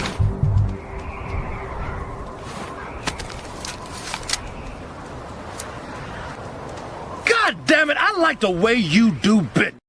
You mean that Victor Sweet? All right, hopefully you right now, Petty. Let's see. Hopefully your microphone. Yeah, okay. Go ahead and take. Oh, okay. Never mind. Let's get back to this. Survivor. He was responsible for Survivor by Destiny Child. Let's go. Outkast, The Way You Move. Both of Beyonce songs, Crazy in Love and Baby Boy, that hit #1. All #1 hits. Then also around that time now, Usher was working on his album, Confessions, and was in need of a big radio hit. So Shakir put the pieces together for Usher, Sean Garrett, JQ, Ludacris, and Lil Jon to work together. And they created Usher's #1 hit single titled Yeah, in which ended up winning Best Rap Song Collaboration at the 47th Grammy Awards and selling over 4 million copies.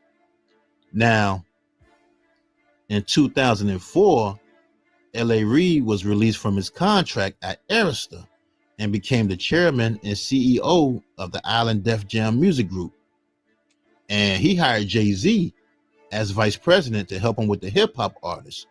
That was signed to the label because, you know, L.A. Reid was more into dealing with the singers, not rappers. L.A. Reid was more of an R&B and pop type of guy. Now, L.A. Reid would also make Shakir Stewart vice president of A&R for Def Jam because of all the success they have together. Vice president of A&R for Def Jam, Shakir. And again, Shakir was a young man, young man when he got deleted. They said that it was self-deletion, but there's a lot of questions about that, right? A lot of questions about that. It just so happens right before he was deleted, he was dating Kim Porter and was serious with Kim Porter. So, y'all make sure y'all support the show, support the stream. Now, it was said that Kim Porter was really, really digging Shakir and was really into him and was moving on from Puff. That's what was said. Right? Make sure y'all supporting the show. Hit the like button. Likes are free. All right? Let's get to it. If you want your comments highlighted in red, do so through the Super Chat or through the Cash App. In L.A.'s Reid's mind, he couldn't lose with Jay-Z and Shakir Stewart on his team. So once Shakir became the vice president of A&R for Def Jam, he wanted to try his luck with signing a rapper because, you know, Shakir was just like L.A. Reid. They was into the R&B and the pop thing. That was where the money was. They didn't really see no money into the rap, but he wanted to try his luck with signing a rapper.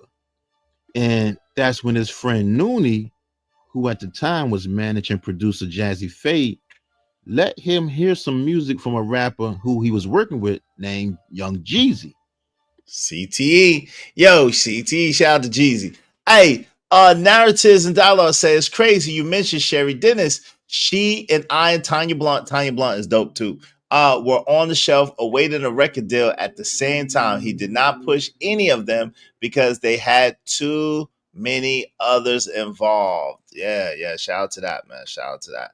Shout out to Tanya Blunt. Tanya Blunt, in case y'all don't know, is Shorty that was on Sister Act 2, the one that was at the piano with Lauryn Hill. And when they did that, I sing because I'm happy. I sing because I'm free.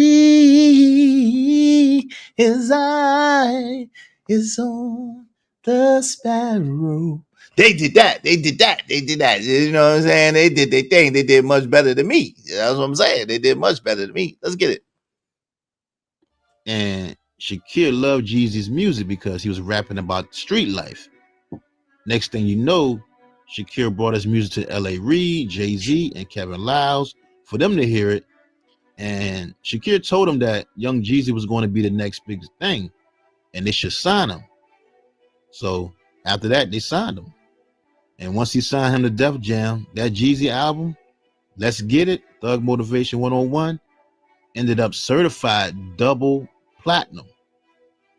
On his second album, Thug Motivation 102, The Inspiration, Shakir was responsible for his hit song called Go Getter and even got R. Kelly to sing on the hook.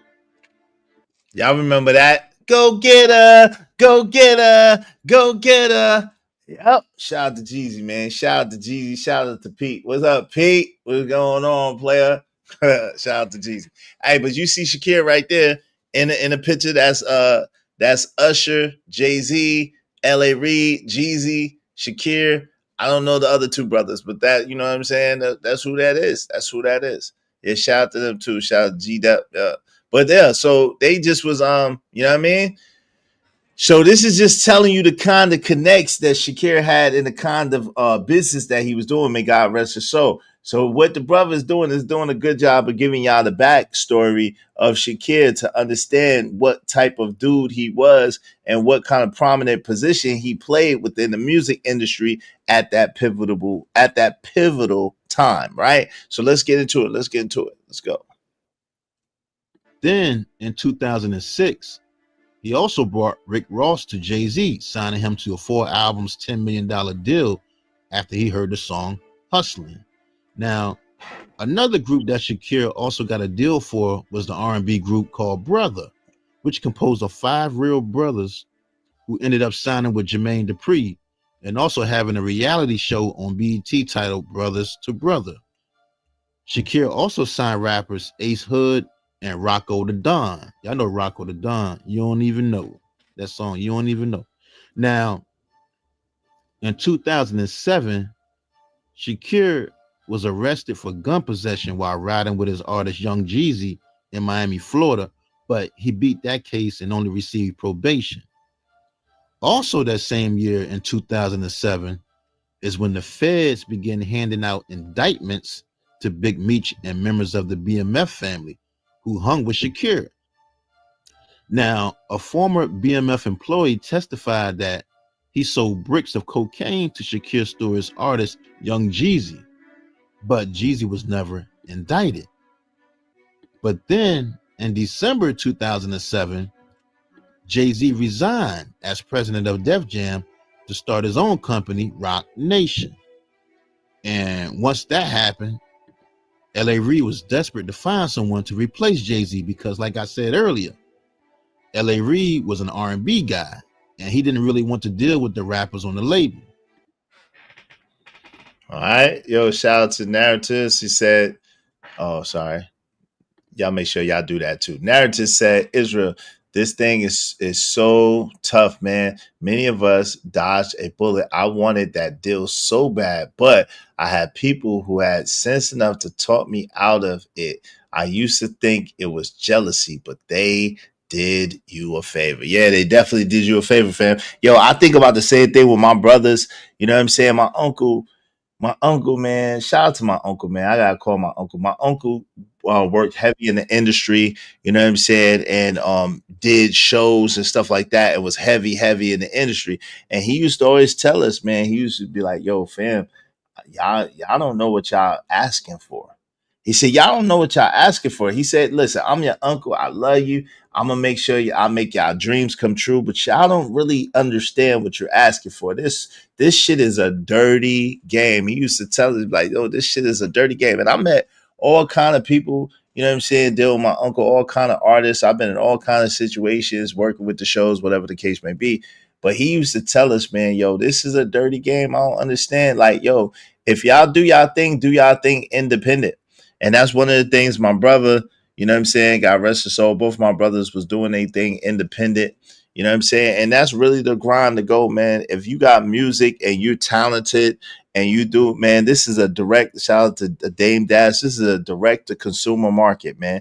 Go ahead and bring your goods and services to the marketplace for yourself, man. Don't sign up for these labels.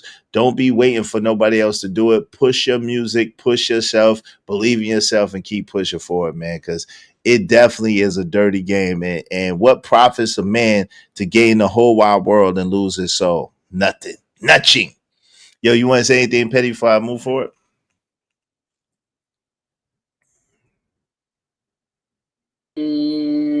Nah, man, you pretty much said it all. You know what I'm saying? Yeah, don't sell your soul out. Yeah, no doubt. Anything. For real. Because you like now you could do your thing, sell a single, whatever the case may be. It's acting up. I got a mutual real quick. You sell your thing, do your thing, and not have to sell your soul. So that's a beautiful thing. Let's get back to it. But Shakir was around the rappers all the time and was always in the streets. And 6 months later, L.A. Reid gave the job to Shakir, naming him executive vice president of Def Jam in June 2008. So now with a big time position, you would think he would be happy. But people that were close to Shakir started to notice that he was acting strange. According to his fiancée, Michelle Rivers, she stated that for several weeks, his behavior was inconsistent, and she believed Shakir was in deep pain and largely suffering in silence. Suffering in silence. They say he was being followed everywhere he went, and he was also looking out the windows all the time like someone was after him or something. Now, according to L.A. Reid, he said that he noticed a change in Shakir while he and Shakir were out there in Las Vegas. Now, in his book, L.A. Reid's book is called Sing to Me. He said while they were on the airplane to Las Vegas, Shakir had got a text from somebody that turned him completely dark. And as soon as they landed in Vegas, Shakir told him that he had to leave to go back to Atlanta ASAP to deal with something. Then he said the next time he saw him, he could tell that something was troubling him. Then L.A. Reid said on that Halloween day, which was a Friday, he came to work, and when he entered his office, Shakir was nervous and fidgety. His hands were shaking and he acted like he wanted to say something. He was moving his mouth, but he couldn't speak. Then he said Shakir went to his office and he saw him just staring up in space. And that's when he told Shakir to go take some time off. Then they went to Mariah Carey's party, and that was the last time he saw him. Because on November 1st, 2008, Shakir Stewart took his own life, y'all. He shot himself in the head. Allegedly.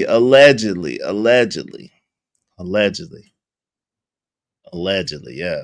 Jeez. May God rest his soul, man. May God rest his soul, allegedly. Yeah, right. Robert Williams, yeah, right. Hey, listen, man. We just need 21 more people, at least $5 a piece. Y'all help us reach our goal. Shout out to Trucker Yale, sponsor of the show. Appreciate you, bro. Shout out to everybody that supported the show so far. We just need 21 more people, at least $5 a piece. Support the show, support the street. Now, shout out to Petty Pendergrass with the silent donation. Trucker, appreciate you. Man, I appreciate JD 1975 with the double up. Appreciate you, family. Y'all support the show, man. Support the show. Help the brothers out. Help us reach our goals today, man. We just need 21 more people, at least $5 a piece. Many of them were afraid to talk, man, for real. Andre was strange to me too. I saw him back then too. So my Andre Harrell, he started acting strange too. Let's get to it.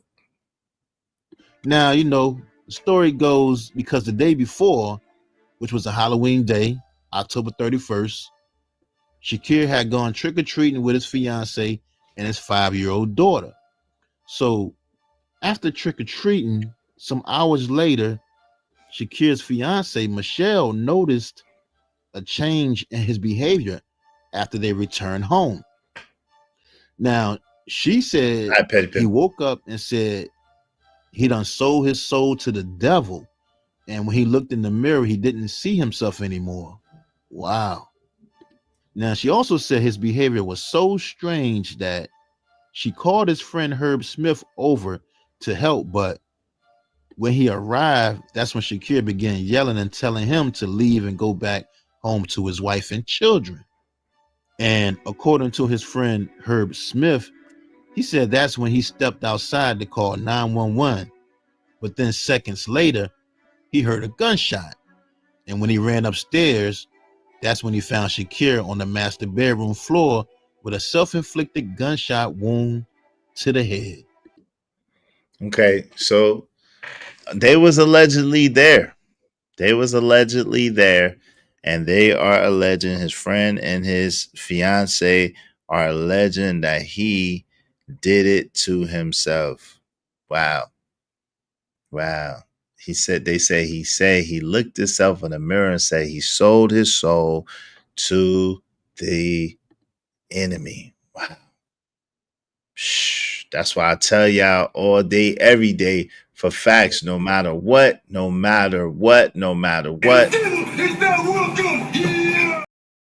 Not welcome here, right? Let's get to it. Let's hear what's going on. It's crazy. And when police arrived, his friend Herb Smith told them that Shakir was wigging out.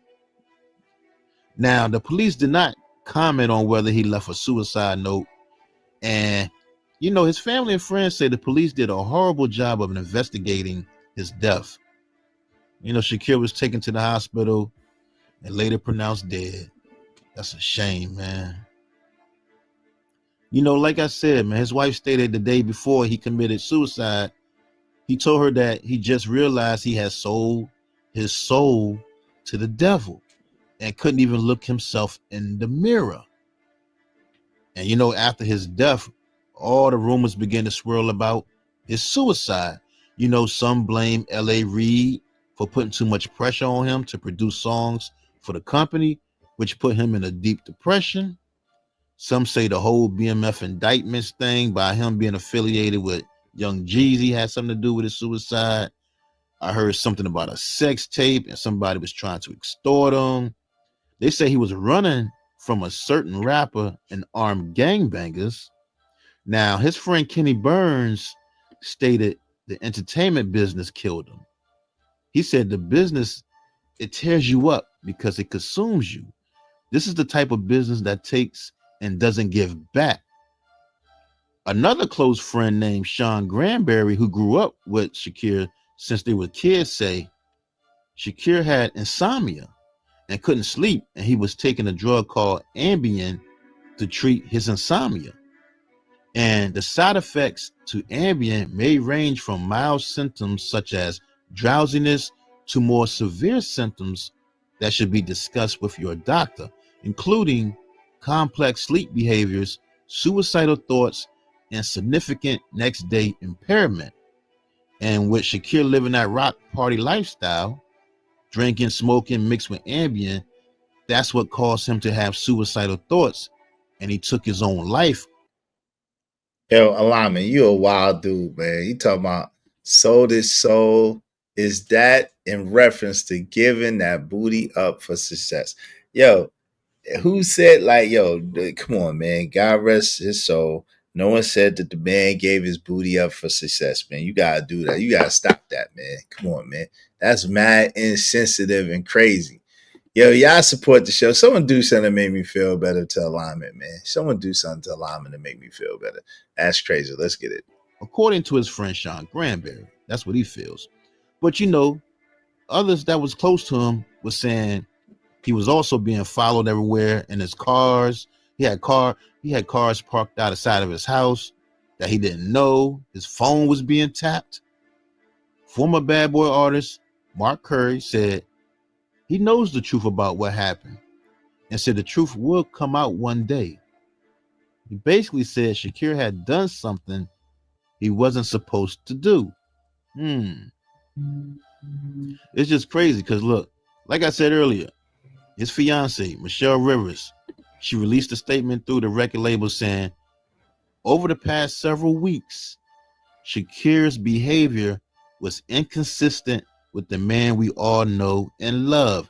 And as much as we tried to help him, Shakir was in deep pain and largely suffering in silence. Now, at Shakir Stewart's private memorial in Atlanta, R&B singer Neo sang "It's So Hard to Say Goodbye to Yesterday." And they say L.A. Reid did not attend the funeral. They also say that L.A. Reid didn't want to help pay for the funeral expenses and refused to even take calls from the family, but later realized he was wrong for that and got the label to pay for it. Wow. It's crazy because, like I said, I read L.A. Reid's book and he said Shakir was his best friend. And he talked about how much people was blaming him for his death because he put too much pressure on him. Plus, you know, when L.A. Reid offered Shakir that vice president job after Jay-Z left, they say Shakir drove around with the contract for 2 weeks before signing it and said he felt like he had made a contract with the devil. I don't know, man. It's crazy. Now, in 2009, the Georgia Music Hall of Fame Awards inducted Shakir Stewart for his work in the music industry. And his wife, kids, and parents accepted his award. But after the award presentation, as the lights went down, an argument started between his wife and his parents backstage that the audience could hear. They say they could hear a woman's voice yelling, "Get the F off of me," because their mics were still on. Something happened backstage between his fiance and parents. Now, in 2012, his mother and St. Mary's College High School started the Shakir Stewart Empowerment Fund. And it's crazy because just a few weeks ago, like I said, Rolling Stone released an article about the Shakir, Diddy, and Kim Porter incident. Rolling Stone released a 6-month investigative report titled "Bad Boy for Life," featuring accounts gathered from Diddy's former friends, acquaintances, employees, Bad Boy artists, and industry insiders who spoke about their experiences. And they alleged that Diddy had a history of violent outbursts, including once when he allegedly broke a chair over the head of Kim Porter's boyfriend, Shakir Stewart. It's true because his mother said it the other day in the Rolling Stone thing. And they also talked about a bunch of other violent behavior things Diddy did. I know when actor Jackie Long played in ATL. He played, what was his name in ATL? Esquire or something. But he was dating Kim Porter for a while. And Diddy made death threats to him and made several phone calls to Jackie Long saying he will erase him off the face of this earth and he was going to have Jackie killed, allegedly. Damn. Got to be more. Diddy.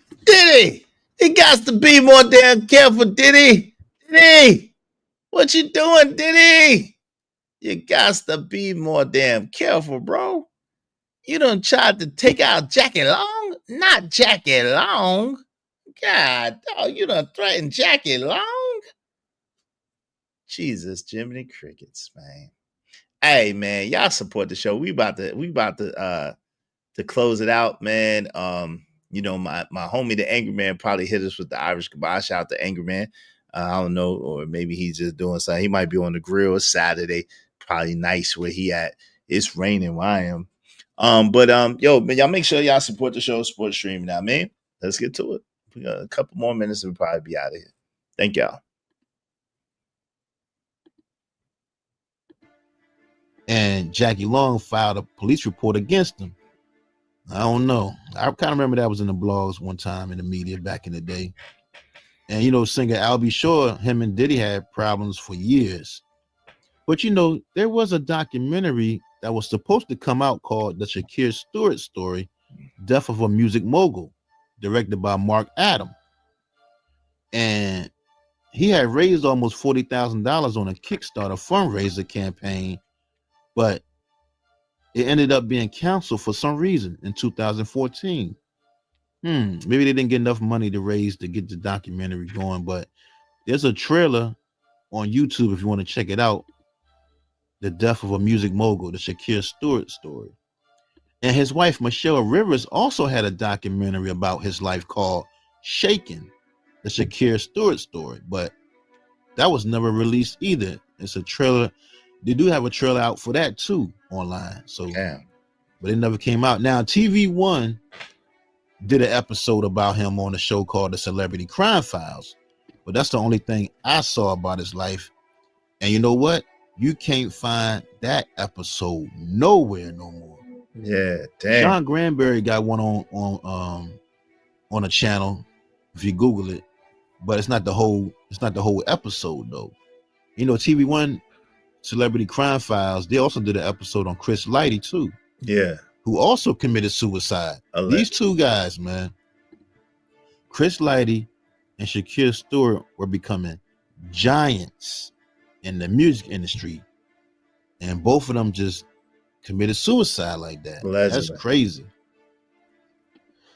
Sad, man. You know, Shakir Stewart was only 34 years old, y'all. 34 years old, successful businessman like that, on his way to the top. Man, rest in peace, Shakir Stewart. Yeah, rest in peace to Shakir Stewart. Rest in peace to Shakir Stewart. Shout out to the Angry Man coming through and kicking it with us today. Yo, thank you very much to Trucker Yell being sponsored of the show. I appreciate you, Trucker Yell. Thank you very much. Shout out to JD 1975. Thank you very much. Shout out to Petty Pendergrass. I appreciate you and thank you very much. Hey, listen, man. I don't know, family. I don't know, man. I appreciate everybody that came through. Shout out to Petty Pendergrass. Shout out to Narrative Dialogue. Shout out to Poppy Blanco TV, man. Thank y'all very, very much for kicking it. Make sure y'all subscribe to my man Kojak 3 and 3 Gaming. Yo, without y'all support, man, we ain't gonna be able to keep doing the show. So we probably will be revamping this. I don't know exactly when or where, but probably towards next week. We probably will be revamping this thing because we cannot continue to give y'all a show without support. So I appreciate everybody who is supporting. If you do like the show, if you do like what we do, you can support at any time. You can hit us up through the Cash App and support the show, support the stream. Make sure you cop the Angry Man Standard. That's Angry Man's link right there on Amazon. Shout out to you, Andrew Taylor. Thank you, family. Shout out to Petty Pendergrass. Appreciate you. Make sure you subscribe to Cage of Dark Fire's channel as well, JD 1975. DJ Witch Doctor. Thank you to DJ Witch Doctor as well. Came through. Y'all make sure y'all subscribe to the brother DJ Witch Doctor. I appreciate you, fam. Thank you very, very much. Listen, but without participation from the audience, without support, we like PBS funding, family. We like PBS. We can't do it without the public. The main name in public broadcast system, PBS, is the public. So that means y'all. So, if y'all enjoy the content, if y'all enjoy what we doing, support. Otherwise, we're going to have to keep doing it. We got to do it a different way. You know what I'm saying? It's all good, you know. I appreciate each and every one of y'all. I appreciate each and every one of y'all. Appreciate y'all being here. And we'll holler at you. Definitely give you a doper show Monday if we come on live again. If not, we'll see y'all on the shorts, and we'll see y'all on the short form videos. If I don't go live again for a while, which is possible because it's summertime anyway. My son is out of school starting next week. So it's possible that I may not do live videos for a while. Or if I do live videos, it'll only be for like 2 hours. And then I'll just go head on. All right. So we'll see. But we definitely going to have to revamp what we're doing. We definitely gonna have to do this a different way. But I appreciate every one of y'all. Thank y'all very much. And I'll holler at y'all later. Peace. We out of here. Let's give him Life the Legend. We out of here. Yo, I'm out, cuz. These conditions are weighing heavy on my mind, man. I need a break from it. Got my bags packed, got my itinerary, I'm gone. I finally had a good dream till shots woke me out of my sleep. In case you're wondering exactly what provoked me to leave, that was the last straw, cause I ain't sleep well for years. Paranoid, heat hell for years. So I gotta move on from this poverty-stricken maze. Rats in a cage, killed for cheese that's strategically placed. Crack holes with dope fiends, keep polluting their veins. And my mind is telling me that I'm a part of the blame. How can I proudly wear a chain with shame attached to it? No, I can't take it off, I'm attached to it like the ghetto's pain. I'm like, when did I get that foolish? That question crossed my mind as I watched the ass moving for a piece of change. Till it's back to the block, my Glock rattling shook niggas, I crack them apart. I took vengeance till it blackened my heart. Knowing vengeance is yours, Lord, so please take me out of the dark.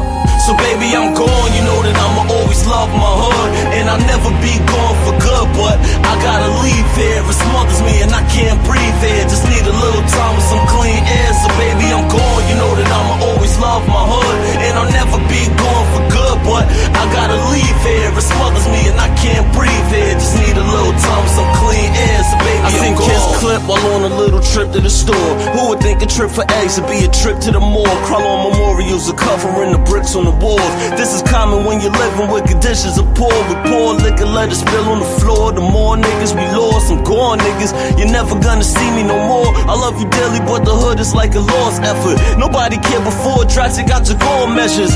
So I'm leaving forever to find a life a little more better than yours. I can't stick around to witness how far do we fall. I stood on corner, spring, summer, and fall. Went to position in the semi, of course. Any liqueur send me. I'm on a quest for more millies in my repertoire. Forgive me, but I gotta take off. I'm sick and I go on from niggas to gods. Really the hood's in me, but baby, I'm gone. So baby, I'm gone. You know that I'ma always love my hood. And I'll never be gone for good, but I gotta leave here. It smothers me and I can't breathe here. Just need a little time with some clean air. So baby, I'm gone. You know that I'ma always love my hood. And I'll never be gone for good, but I gotta leave here. It smothers me and I can't breathe here. Just need a little time with some clean air. So baby, I'm gone.